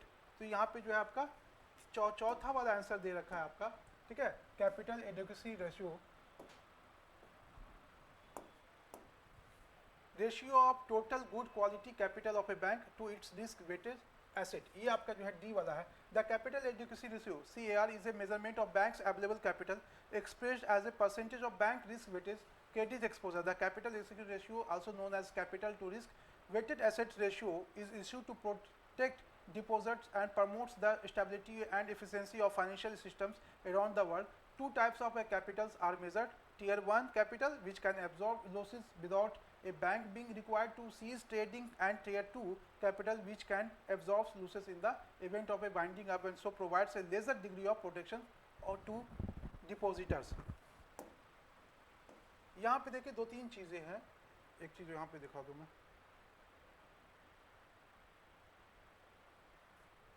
अगला जो question है, which of the following types of activities are covered in the secondary sector. Secondary sector के अंतर्गत कौन कौन सी चीजें आती है, उसमें आपको जो है इसमें से चूज करना है. ठीक है. Natural products are change through manufacturing, बिल्कुल सही है ये. मान लो माइनिंग है ना, माइनिंग है, खनन से कुछ मिला, मान लो आयरन मिला, आयरन को आप स्टील में कन्वर्ट कर रहे हो, या एग्रीकल्चर में आपने वीट लिया, वीट से लेके आप कुछ भी उसका प्रोडक्ट्स बना दो. तो प्राइमरी सेक्टर के नेचुरल रिसोर्सेज को जब हम चेंज करते हैं मैन्युफैक्चर करके दूसरे सेक्टर में, तो वो सब किस में आता है, वो सेकेंडरी सेक्टर में आता है, मैन्युफैक्चरिंग सेक्टर के तहत. ठीक है. तो आपका आंसर क्या हो जाएगा यहाँ पे, पहला ही हो जाएगा. ठीक है. अगला क्वेश्चन हम लोग देखेंगे कि life insurance is an activity of the secondary sector, service sector, none of the above and primary sector. तो याद रखिएगा जो LIC वगैरह की जो ये होती है, बैंकिंग हो गया, LIC हो गया, ये सब किस में आता है, ये सर्विस सेक्टर में आता है. किसमें, सेवा क्षेत्र में आता है. तो LIC किस में आ जाएगा, आपका सेवा क्षेत्र में आ जाएगा. 3 तरह के सेक्टर होते हैं, primary, secondary, tertiary. Primary sector का मैं बता दूं, प्राइमरी में जो है एग्रीकल्चर एक्टिविटीज़ हो गई, माइनिंग्स हो गया. ठीक है. इस तरह की जो चीज़ें होती हैं जिसको हम नेचुरल रिसोर्स को डायरेक्ट हम यूज़ करते हैं, उसको प्राइमरी सेक्टर कहते हैं. प्राइमरी सेक्टर से जो चीज़ें प्राप्त होती है उसको जब हम कन्वर्ट करते हैं दूसरी चीज़ों में, ठीक है, मैन्युफैक्चरिंग सेक्टर में या बाकी चीज़ों में, तो उसको सेकेंडरी सेक्टर कहते हैं. और इन सब के अलावा जो हम सेवा उपलब्ध कराते हैं किसी भी को, जैसे हेल्थ सर्विस हो गया, एजुकेशन हो गया, वो सब किस में आ जाएगा, आपका बैंकिंग फैसिलिटीज़ हो गई, वो सब सर्विस सेक्टर में आ जाएगा. ठीक है. तो तीनों सेक्टर को आप याद रखेंगे. अगला आएगा, विच of the following is true regarding a law of scarcity. इसमें से कौन सा जो है सही है लॉ ऑफ स्कैरसिटी के बारे में. It states that the wants of a consumer will never be satisfied completely. ठीक है. तो यही होगा आपका पहला जो स्टेटमेंट दे रखा है कि it state that the wants of a consumer will never be satisfied completely. किसी भी ग्राहक का जो है इच्छा जो है, उसकी जो चाहत है वो कभी भी जो है संतुष्ट नहीं होती है. तो उसी को क्या कहते हैं, इसका लॉ ऑफ स्कैरसिटी. अगला क्वेश्चन देखेंगे, which of the following is the central problem of an economy. इसमें से कौन सा जो है किसी भी अर्थव्यवस्था का एक मुख्य समस्या है. assigning limited resource in a way that unlimited desires and needs of the society are satisfied. ये जो है पहला आपको देगा, किसी भी अर्थव्यवस्था का जो सबसे बड़ा जो मसला है वो क्या है, लिमिटेड रिसोर्स की वजह से क्या होता है, किसी भी समाज की जो उसकी जो रिक्वायरमेंट है उसको फुलफिल नहीं कर सकते हैं, है ना. अगर मान लो हमारे पास लिमिटेड सोर्स है और इस तरह से अनलिमिटेड डिज़ायर्स एंड नीड्स है, किसी भी समाज की आबादी बहुत बढ़ चुकी है, उसके रिक्वायरमेंट बहुत ज़्यादा, रिसोर्सेज हमारे पास कम है, उसकी क्या कहते हैं, किसी भी इकोनॉमी की सबसे बड़ी जो है प्रॉब्लम यही मानी जाती है. तो इसीलिए कहा जाता है कि सस्टेनेबल डेवलपमेंट होना चाहिए ताकि इकोनॉमी ऐसी चले कि हमारा रिक्वायरमेंट, प्रेजेंट रिक्वायरमेंट भी फुलफिल हो और फ्यूचर के लिए जो है हमको जो है वो आने वाली जनरेशन के लिए वो चीज़ें उपलब्ध हो, पर्यावरण को भी कम नुकसान हो. अगला स्टेटमेंट है कंसीडर द फॉलोइंग स्टेटमेंट्स. यहाँ पे क्वेश्चन जो दे रखा है इसमें 2 आपको ऑप्शन दे रखे हैं. इसमें बोल रहा है कि दोनों कथनों को पढ़िए और जो है करेक्ट आंसर चूज किए. With rising interest rates in the economy bond prices also increase. ठीक है ना. जिस तरह से जो है ब्याज कर में वृद्धि होती है उसी तरह से जो बॉन्ड के जो प्राइसेस होते हैं वो भी जो है क्या होते हैं, इंक्रीज होते हैं. ठीक है. ये गलत है. दूसरा है with higher prices of the bonds it also rises. ये जस्ट अपोजिट है. ठीक है ना. With rising interest rates in the economy, the potential buyers of a bonds would pay to buy bonds, and they are likely to earn more returns in future on bonds purchase. This reduce the present bond demand as well as bond prices. तो यहाँ पे चूंकि दे रहा है कि bond prices increase होता है तो यहाँ पे decrease होगा. ठीक है. और दूसरे स्टेटमेंट दे रखा है कि bonds का जो है higher prices होगा तो bonds जो है it also rises. ये rise नहीं करेगा बल्कि decrease करेगा. तो दोनों जो है स्टेटमेंट गलत दे रखा है. ठीक है. कोई भी सही नहीं है इसमें. अगला क्वेश्चन देखें, which of the following is are money market instrument. इनमें से कौन कौन सा जो है बाजार के बारे में, मुद्रा बाजार के जो है उपकरण है. मनी मार्केट इंस्ट्रूमेंट को हिंदी में मुद्रा बाजार के उपकरण कहते हैं. उसमें आपको दे रखा ऑप्शंस आपको कि कॉमर्शियल बिल्स. ठीक है ना. ये होता है कॉमर्शियल बिल्स तो होता है. कॉर्पोरेट बॉन्ड्स जो है मनी मार्केट इंस्ट्रूमेंट नहीं है. ट्रेजरी बिल होता है इसमें. ठीक है. और इन्फ्लेशन इंडेक्स बॉन्ड्स ये नहीं होता है. 1 और 3 होता है, commercial bills and treasury bills. क्या है ये मनी मार्केट इंस्ट्रूमेंट्स है. तो आपका आंसर क्या हो जाएगा 1 और 3. 1 और 3 किस में दिया हुआ आपका, पहले वाले में दे रखा है. अगला क्वेश्चन हम लोग देखेंगे, which of the following method is best suited to infuse liquidity quickly in the economy. Economy का क्वेश्चन है, जिन लोगों ने इकोनॉमी नहीं पढ़ा होगा तो उनको बहुत ज़्यादा दिक्कत होगी। ये जो होता है method is best suited to infuse liquidity quickly in the economy, उसके लिए जो टर्म होता है वो है आपका रिडक्शन इन CRR। जो कैश रिजर्व रेशियो है उसमें जो कमी होती है उसी को क्या कहते हैं, इन्फ्यूज लिक्विडिटी। ठीक है, तो आपका आंसर यहाँ पे क्या हो जाएगा, reduction in CRR, cash reserve ratio में कमी होने से जो है ये चीज़ें होती हैं। विच among the following has the highest content of vitamin E of any food that has not undergone prior preparation or vitamin fortification। ठीक है ना, इसमें से कौन सा जो है विटामिन ई का जो है हायर जो है कंटेंट होता है, ये है राइस जर्म ऑयल्स, ओट ब्रेन ऑयल्स, सनफ्लावर ऑयल्स या वीट ग्राम ऑयल्स। तो याद रखिएगा जो वीट जर्म ऑयल होता है उसमें सबसे ज़्यादा होता है। ठीक है ना, तो आपका आंसर क्या हो जाएगा, आपका वीट जर्म ऑयल। ये जहाँ तक ये गेहूं वगैरह जो है ना उससे निकाला जाता है, एक तरह का तेल ही होता है ये। इसमें only 2.5% by weight of the kernel, it has the highest content of vitamin, इसमें सबसे ज़्यादा विटामिन ई होती है। अगला क्वेश्चन है, एथलीट्स फूड्स और tinea pedis is caused by which of the following. Athlete food जो बीमारी होती है वो किसकी वजह से होती है, ये फंगस की वजह से होती है। किसकी वजह से, कवक की वजह से होती है। तो आपका आंसर क्या हो जाएगा, फंगस हो जाएगा यहाँ पे। अगला क्वेश्चन देखेंगे, which of the following is a micronutrient that helps in the nitrogen metabolism of the plant, है ना। इसमें से कौन सा जो है माइक्रोन्यूट्रिएंट है। माइक्रो, दो तरह के प्लांट को न्यूट्रिएंट की जरूरत होती है, एक होता है मैक्रो और एक होता है माइक्रो। तो यहाँ जो माइक्रोन्यूट्रिएंट की बात हो रही है, helps in nitrogen metabolism of the plants. ठीक है, तो आप यहाँ पे याद रखेंगे, इसमें जो आपका माइक्रोन्यूट्रिएंट है वो है मोलिब्डेनम, है ना, मोलिब्डेनम। अब इसमें याद रख लेंगे कि कौन सा माइक्रो है कौन सा मैक्रो है। ठीक है, इसको याद रखना है आपको, इसमें लिस्ट नहीं दे रखा है लेकिन आप इसको जो है चाहे तो सर्च कर लेंगे। ठीक है, मोलिब्डेनम जो है वो मैक्रो नहीं होता, माइक्रो होता है। कुछ ऐसे खनिज हैं, कुछ ऐसे तत्व एलिमेंट्स हैं जिसमें प्लांट को ज़्यादा अमाउंट में ज़रूरत होती है, उसको मैक्रो बोलते हैं, और कम अमाउंट में ज़रूरत होती है उसको माइक्रो बोलते हैं। तो उसका लिस्ट आप लोग जो है याद कर लेंगे।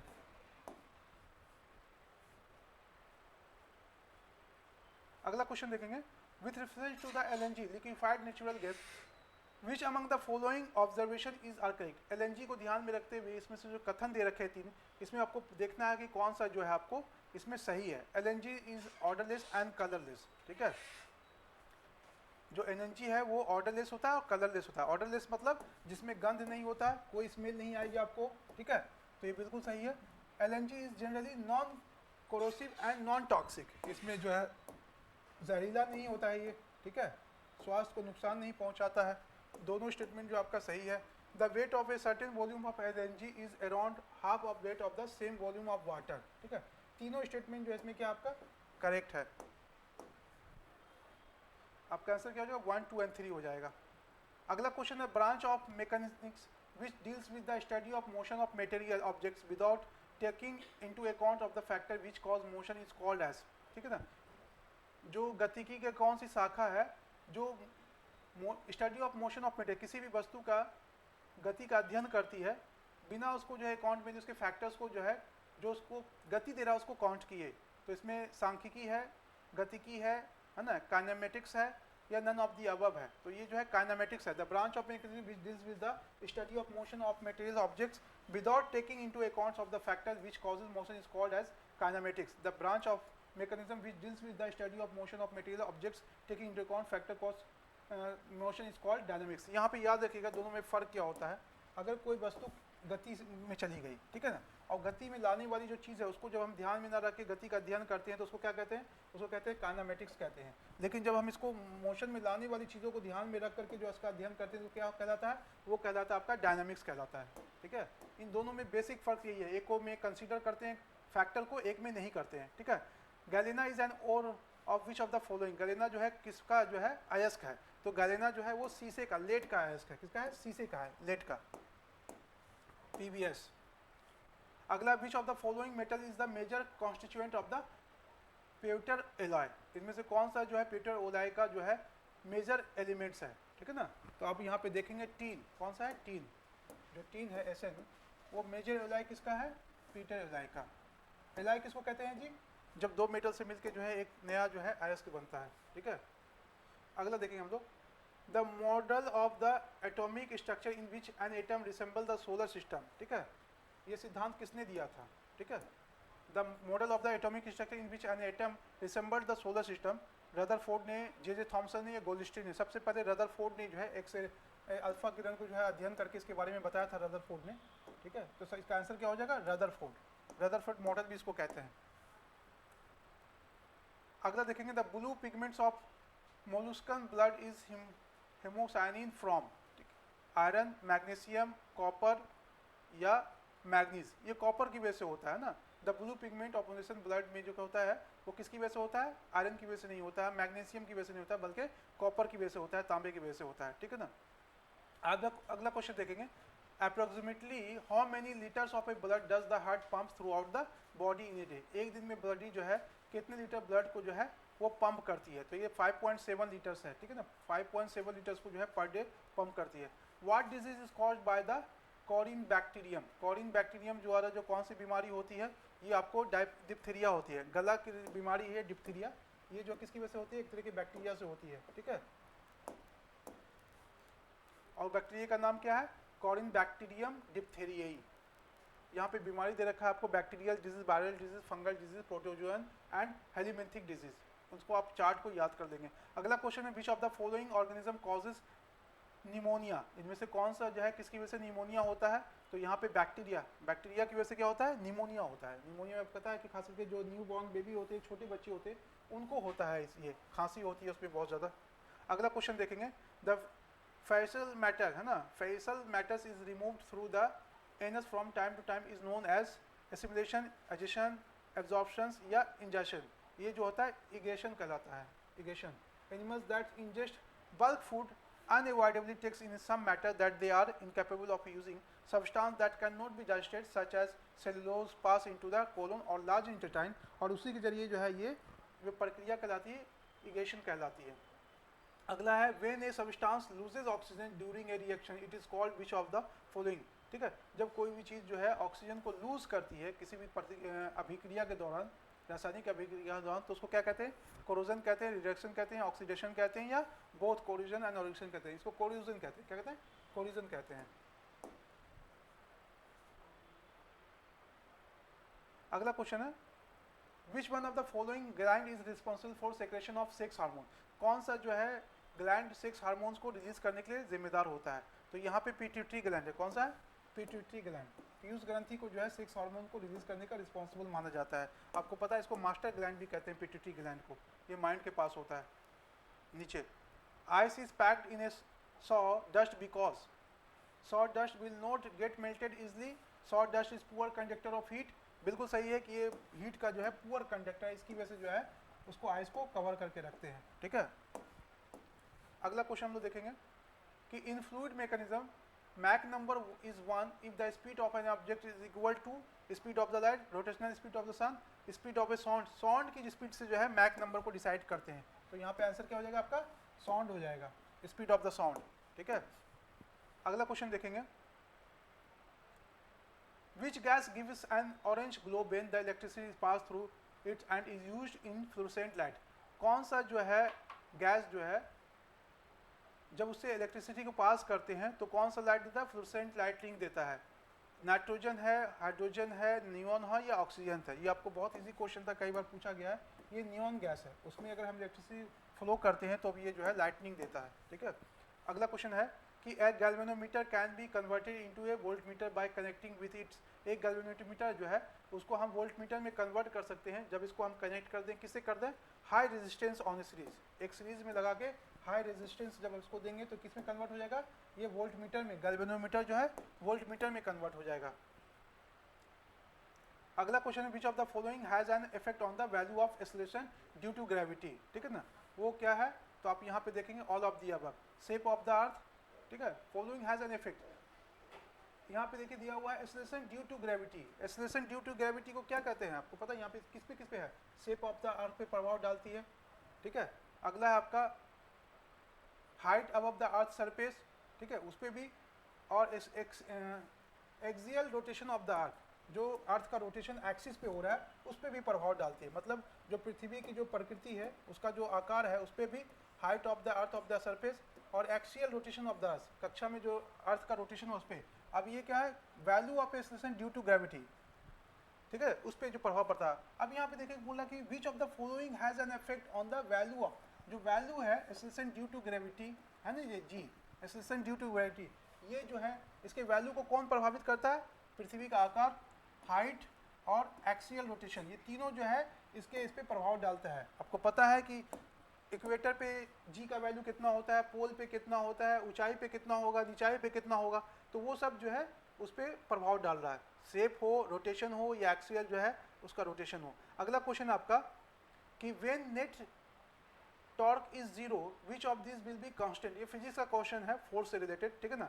तो यहाँ पे पूछ रहा है कि constant when net torque is zero, जब नेट टॉर्क जीरो होगा तो which of this will be constant, इसमें से कौन सा जो है कांस्टेंट रहेगा, स्थिर रहेगा। तो याद रखिएगा जब टॉर्क जीरो होता है तो जो एंगुलर मोमेंटम है, इसको कहते हैं कोणीय संवेग, वो क्या होगा आपका, वो कांस्टेंट रहेगा, उसमें कोई परिवर्तन नहीं होगा, ठीक है। अगला question which of the following metals has the maximum thermal conductivity, इसमें से कौन सा मेटल है जिसकी सबसे ज़्यादा थर्मल कंडक्टिविटी है? तो इसका ऑप्शन आपको देखेंगे सिल्वर की सबसे ज़्यादा है, जो कंडक्टिविटी है थर्मल कंडक्टिविटी सबसे ज़्यादा चांदी की है, ठीक है ना।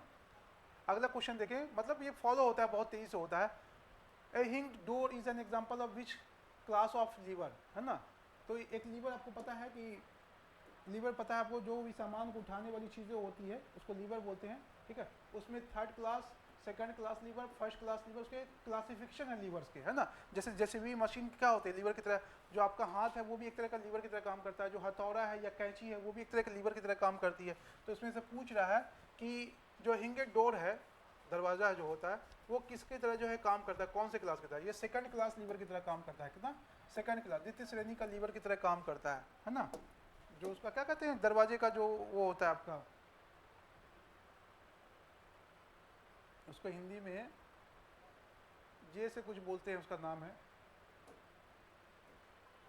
दरवाजे का, वो जो होता है उसको क्या कहते हैं, जो साइड का होता है कॉर्नर वाला, क्या कहते हैं हिंदी में उसको? यस, कब्जा, हाँ कब्जा, ठीक है। अगला क्वेश्चन देखें, a real gas can act as an ideal gas, ठीक है ना। ये जो रियल गैस है एक आइडियल गैस की तरह काम कर सकता है जब लो प्रेशर या हाई टेम्परेचर हो, है ना। एक जो गैस है रियल गैस, आइडियल गैस में कब कन्वर्ट होता है? जब लो प्रेशर होगा और हाई टेम्परेचर होगा, तो वो आइडियल गैस में कन्वर्ट हो जाएगा, ठीक है ना। अब यहाँ पे देखना, real gas ideal gas when their pressure is relatively low and their temperature is reasonably high, ठीक है ना। अगला क्वेश्चन है the threshold frequency is the frequency which below which, जो थ्रेशोल्ड फ्रीक्वेंसी है वो फ्रीक्वेंसी क्या होती है? Photo current increase with voltage, photo current decrease with voltage, photo electric emission is not possible, या फोटो करंट इज कांस्टेंट। तो ये photo electric emission is not possible, किसमें पॉसिबल नहीं होता, किसमें नहीं होता? जब threshold frequency is the frequency below which, ठीक है ना, photo electric emission is not possible. अगला क्वेश्चन है which of the following is an insulator, इनमें से इंसुलेटर कौन सा है? तो यहाँ पे देखेंगे जो ग्लास है वो इंसुलेटर की तरह काम करता है, ठीक है, इंसुलेटर की तरह काम करता है।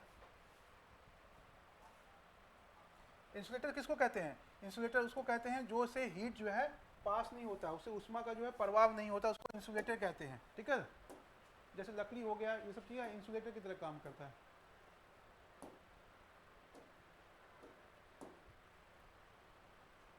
अगला क्वेश्चन है the coil wire in the electric room heater और electric cooking heater is called, कोई भी इलेक्ट्रिक हीटर होता है उसमें जो कॉइल होता है उसको क्या कहते हैं? ठीक है, उसको एलिमेंट कहते हैं। क्या कहते हैं जी? एलिमेंट कहते हैं। The coil wire electric room heater या इलेक्ट्रिक कुकिंग हीटर में जो कॉइल होता है उसको एलिमेंट कहते हैं, ठीक है। अगला क्वेश्चन देखेंगे हम लोग, विच of the following is correct about the tincture of iodine, ठीक है ना। टिंक्चर ऑफ आयोडीन के बारे में कौन सा कथन जो सही? It is solution of iodine and ethanol. इसको आयोडीन और इथेनॉल के सॉल्यूशन को क्या कहते हैं? टिंक्चर कहते हैं। तो पहला स्टेटमेंट ये आपका जो है करेक्ट है। अगला क्वेश्चन हम लोग देखते हैं, which of the following Mahajanapadas does not belong to Bihar, कौन सा महाजनपद बिहार से नहीं संबंधित है? तो आप यहाँ पे देखेंगे मगध, अंग है, मल्ला और बज्जी। तो यहाँ पे मल्ल जो है कुशीनगर यूपी में था, बिहार से संबंधित नहीं था, तो सी वाला जो आपका आंसर सही हो जाएगा। यहाँ पे जो है 16 महाजनपद है, उसका नाम भी दे रखा है पिक्चर्स में, ठीक है ना। आप यहाँ पे अगर मल्ल को देखेंगे तो ये यूपी में है। अगला है आपका Bimbisara was married to whom, Bimbisara की शादी किससे हुई थी? तो यहाँ पे अगर आप देखेंगे तो ये सब के शादी हुई थी। कौशल देवी, कौशल नरेश की, है ना। चेलना, इससे भी शादी हुई थी। और छेमा पंजाब की क्वीन थी, ये जो है बज्जी की, और ये जो है यूपी की। ये तीनों जो है, तीनों से शादी उसकी हुई थी। तो सब आंसर सही है इसमें। The birth place of 16 Jain तीर्थंकर है, 12th जैन तीर्थंकर वास।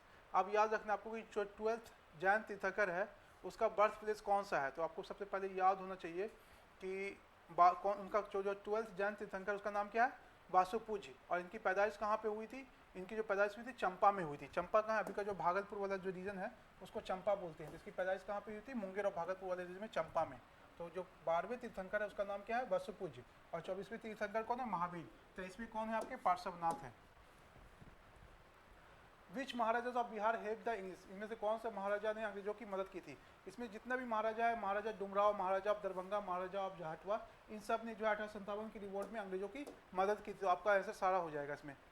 The Aryans arrived in Bihar during which period, जो आर्यंस बिहार में आए थे लेटर वैदिक पीरियड में। आपको पता है कि वैदिक पीरियड को हम दो हिस्सों में बांटते हैं। वैदिक पीरियड 1500 से जो है 1000 के आसपास, ठीक है, और लेटर वैदिक जो वाला है वो है आपका 1000 से 600 के बीसी के पास। तो इसी पीरियड में जो है बिहार के क्षेत्रों में आर्यंस का जो एक्सपेंशन हुआ गंगा के पूर्वी क्षेत्रों में। तो आपका यहाँ पे आंसर क्या हो जाएगा, later Vedic period.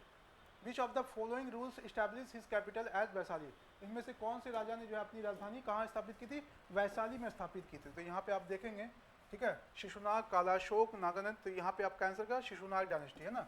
Shishunaga dynasty establish capital as Vaishali. Shishunaga कौन था उसका फाउंडर, शिशुनाग। उसने जो अपनी राजधानी कहाँ स्थापित की थी, वैशाली में की थी, ठीक है। तो आपका आंसर हो जाएगा Shishunaga. Identify the reason of revolt of an indigo farmers in Bihar in 1866 to 1886।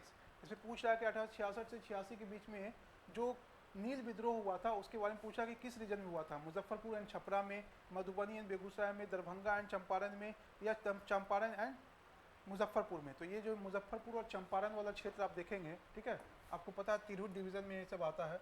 यहीं पे जो है इंडिगो रिवोल्ट हुआ था 1866 से 1886 के बीच में बिहार में इंडिगो रिवोल्ट हुआ था।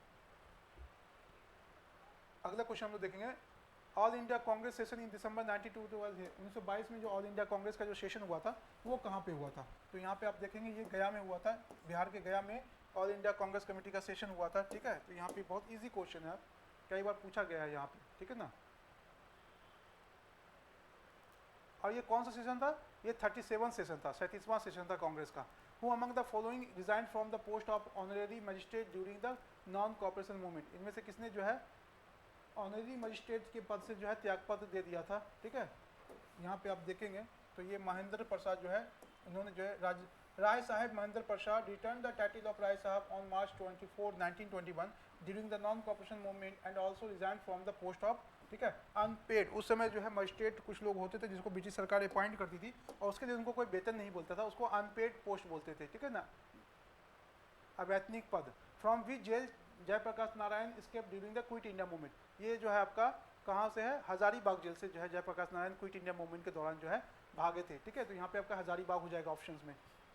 इन विच ईयर बिहार प्रोविंशियल किसान सभा वाज फॉर्म, किस साल जो है बिहार प्रांतीय किसान सभा की स्थापना की गई थी, ये 1929 में की गई थी। कब की गई थी, 1929 में, ठीक है। तो यहाँ पे आप 1921 लगा देंगे। अगला क्वेश्चन है, who drafted salt Satyagraha resolution, किसने जो है सॉल्ट सत्याग्रह रिजोल्यूशन बिहार में जो है नमक सत्याग्रह प्रस्ताव जो है पारित किया था। तो राजेंद्र प्रसाद आपका आंसर हो जाएगा। कौन, राजेंद्र प्रसाद, जो भारत के प्रथम राष्ट्रपति थे जिनको जो है देश रत्न भी कहते हैं, ठीक है, अजात शत्रु भी इनको कहते हैं। इन्होंने जो है यहाँ पे सॉल्ट रिजोल्यूशन बनाया था, कहाँ, बिहार में, ठीक है। उन्होंने नेतृत्व भी किया था बिहार में सॉल्ट सत्याग्रह का। Which of the following district was most affected during the Nunia rebellion in the Bihar which took place between 1777-78 से 1800 ईस्वी के बीच में जो नूनिया क्रांति हुई थी वो बिहार के किस जिले में हुई थी। तो यहाँ पे अगर आप देखेंगे none of the above, more than one of the above. तो यहाँ पे देखेंगे ये जो नूनिया क्रांति थी वो सारण, वैशाली, पूर्णिया इन सब क्षेत्रों में हुई थी। तो यहाँ पे पूर्णिया भी है, वैशाली भी है, सारण भी है, मोर देन वन हो जाएगा यहाँ पे, ठीक है। तो आपका आंसर ये हो जाएगा। Who was appointed as the general secretary of Bihar youth union, इनमें जो बिहार यूथ यूनियन का जो जनरल सेक्रेटरी किसको गया, ज्ञान साहा को। ज्ञान साहा को जो है general secretary Bihar youth union का जो है अपॉइंट किया गया था। तो आपका आंसर क्या हो जाएगा, ज्ञान साहा। अगला क्वेश्चन है, Bihar cricket association was form in which year, Bihar cricket association जो 1935 में बना था, ठीक है, जब गवर्नमेंट ऑफ इंडिया पारित हुआ था उसी साल। अगला है द अफसर, है ना, अफसर इंस्क्रिप्शन ऑफ गया डिस्क्रिप्ट प्रोवाइड्स इंफॉर्मेशन रिगार्डिंग जो गया जिले से, बिहार के गया जिले से अफसर अभिलेख मिला है, वो किस वंश के बारे में हमको इन्फॉर्मेशन देता था, पोस्ट गुप्ता पीरियड के बारे में है, ठीक है ना। इसमें जो इंस्क्रिप्शन में जो हमको एविडेंस मिलता है, अफसर एविडेंस, ये गुप्ता के बाद के जो एक पीरियड थी, किंग राजा था आदित्य सेन, उसके बारे में हमको प्रमाण देता है, ठीक है ना। याद रखिएगा, ये गया में मिला अफसर अभिलेख। In which year was the first sitting of Bihar legislative council was convened, किस साल जो है बिहार लेजिस्लेटिव काउंसिल का जो है पहला सीटिंग जो है बुलाया गया था, ठीक है ना। तो यहाँ पे अगर आप आंसर देखेंगे, ये 1913 में, 1913 में, ठीक है। तो आपका आंसर क्या हो जाएगा, 1913। अगला क्वेश्चन है आपका कि भीम बांध इज ए क्या है, एक सेंचुरी है, कहाँ पे, मुंगेर में, बिहार के मुंगेर में एक तरह का वाइल्ड लाइफ सेंचुरी है। आपका आंसर क्या हो जाएगा, आपका सी हो जाएगा, ठीक है ना। और ये मुंगेर, बिहार के मुंगेर जिले में है, ठीक है। अगला क्वेश्चन हम लोग देखेंगे, क्वेश्चन है 4082 249, ये मैथ्स का क्वेश्चन है, आप मैथ का क्वेश्चन देख लेंगे, ठीक है। लगभग 140 क्वेश्चन था, जो फुल लेंथ टेस्ट है आपका 6 टेस्ट। उसके कुछ क्वेश्चन में साइंस के क्वेश्चन थोड़े से डिफिकल्ट लगे मुझे, इकोनॉमिक्स के क्वेश्चन डिफिकल्ट लगे, बाकी क्वेश्चन जो है आपका ठीक है, करेंट अफेयर्स का क्वेश्चन भी ठीक ठाक है, ठीक है ना। तो आप जो है ये सारे चीज़ों को देख लेंगे, लगा लेंगे आप। और अगला जो एक टेस्ट का बच गया फुल लेंथ का, वो टेस्ट नंबर आपका आई थिंक 2 है, 2 या 4 है, बस वो बच गया है, उसको हम लोग नेक्स्ट टेस्ट में डिस्कस करेंगे। और अगला जो फुल लेंथ टेस्ट है आपका, वो अगले संडे को होगा, मतलब परसों होगा। आज आपका जो है 14 तारीख है, आपका 16 तारीख को जो है अगला टेस्ट होगा आपको संडे को 12 से 2। और इस टेस्ट को आप लोग दें, बच्चे भी जितने भी फुल लेंथ टेस्ट है आपके 21 हो गया है, अब आपको जो है 11 टेस्ट आपके बच गए हैं, तो उन सारे टेस्टों को दें आप लोग, बहुत अच्छा टेस्ट है। इसके एक्सप्लेनेशन को देखें, मैं टेस्ट में देख रहा हूँ, अगर आप इसके एक्सप्लेनेशन को भी बहुत अच्छे से देख लेंगे तो आप जो है क्वेश्चन में फंसेंगे नहीं, ठीक है। तो जो आपको टेस्ट के बाद जो आपको इसका सॉल्यूशन मिलता है, उसको अच्छे से जो है लाइन टू लाइन आप अच्छे से पढ़ेंगे, ठीक है। बहुत अच्छे से पढ़ के आप इसको जो है सॉल्व करेंगे, ताकि आपको जो है एग्जाम में कोई दिक्कत न हो। टेस्ट सीरीज का ये मतलब होता है कि आप अगर एग्जाम में, जैसे बहुत सारा क्वेश्चन जो है कंफ्यूज करने वाला था, जैसे 19 दिसंबर 1922 में जो है कौन सी पार्टी को जो बनी थी इंडिपेंडेंट पार्टी, उसके फाउंडर्स कौन थे, तो ज़्यादातर लोग जो है इसमें स्वराज पार्टी की वजह से कंफ्यूज हो जाएंगे, ठीक है। और कोशिश कीजिए कि क्वेश्चंस को सॉल्व करते वक्त पहले क्वेश्चंस को पढ़िए कि क्वेश्चंस पूछ क्या रहा है, करेक्ट पूछ रहा है या इनकरेक्ट पूछ रहा है। अगर आप इसका ध्यान रखेंगे तो आप यकीन मानिए कि आपका जो सिली मिस्टेक्स होता है 2 से 3 क्वेश्चन, वो आपका नहीं होगा, और आप 1-2 नंबर से अगर बाहर होने से बच जाएंगे, ठीक है। तो ज़्यादातर बच्चों को मैंने देखा है कि वो जज्बात में आके, इमोशंस में आके शुरू के क्वेश्चन अगर सेट इजी मिल जाता है तो वो धड़ाधड़ उसको सॉल्व करने लगते हैं, और उसी में जो है क्वेश्चन को सही से पढ़ते नहीं हैं, और सिली मिस्टेक होता है, बाद में आके जो है पछताते हैं कि हमने जो है क्वेश्चंस को पूछ कुछ और रहा था, हमने आंसर कुछ और लगा दिया था। तो कोशिश कीजिए टेस्ट सीरीज में क्वेश्चंस पढ़ते वक्त उसमें क्वेश्चंस को जरूर पढ़िए कि पूछ क्या रहा है, करेक्ट पूछ रहा है या इनकरेक्ट पूछ रहा है, उसको जरूर में ध्यान रखेंगे। जिस क्वेश्चन का आंसर एकदम नहीं आ रहा है तो उसको एलिमिनेशन मेथड से करने की कोशिश कीजिए, और जिसमें एकदम नहीं आ रहा है, एकदम कुछ भी नहीं आते, कोई हवा भी नहीं लग रहा, तो वैसे क्वेश्चन को छोड़ दीजिए। मैं उन लोगों के लिए कह रहा हूँ, बात कर रहा हूँ, जो लोग तैयारी करते हैं तो बोलते हैं सर कि जो है मेरा निगेटिव ज़्यादा जाता है, तो निगेटिव अगर ज़्यादा जा रहा है तो वैसे क्वेश्चन को टच मत कीजिए जिसके बारे में आप कुछ भी नहीं जानते, ठीक है। 50-50 भी है या थोड़ा भी हिंट्स में है तो उसमें आप अटेम्प्ट ले सकते हैं, लेकिन अगर पूरे ब्लैंक है तो आप उसको जो है टच नहीं करेंगे, ठीक है, उसको आप छोड़ देंगे। इससे क्या होगा, आपको लालच खत्म होगी, और निगेटिव जो होती है आपकी, वो निगेटिव पे आपका कंट्रोल होगा। तो चलिए फिर मिलते हैं अगले टेस्ट के एक्सप्लेनेशन के साथ, जो आपका टेस्ट नंबर 7 होगा, आपका फुल लेंथ 7 टेस्ट, उस पर हम लोग बात करेंगे। और फुल लेंथ टेस्ट जो है वो आपका 22वां टेस्ट है टोटल, और फुल लेंथ में 7 टेस्ट होगा वो, ठीक है। अगला जो टेस्ट है वो परसों को है, 16 तारीख को, 16 जून को 12 बजे से 2 बजे के बीच, परम IAS का जो ऑफिशियल जो ऑफिस है यहाँ पे, ठीक है, वहाँ पे आके, और जो उसका ऑफिशियल चैनल है, ऑनलाइन वाले जो है परम IAS ऑफिशियल चैनल से जुड़ के टेलीग्राम पे आप टेस्ट दे सकते हैं, और ऑफलाइन देना चाहते हैं तो यहाँ पे आकर के बोरिंग रोड चौराहे पे आके ऑफिस में आके दे सकते हैं, और ऑनलाइन आप जो है टेलीग्राम चैनल से जुड़ के आप दे सकते हैं, ठीक है। तो चलिए मिलते हैं, तैयारी करते रहिए, बहुत कम समय बचा है। आप लोग करेंट अफेयर्स को बहुत अच्छे से कीजिए, साइंस को बहुत अच्छे से कीजिए, इन सब चीज़ों को अच्छे से करके जो है तैयार कीजिए। चलिए मिलते हैं, तब तक अपना ख्याल रखें।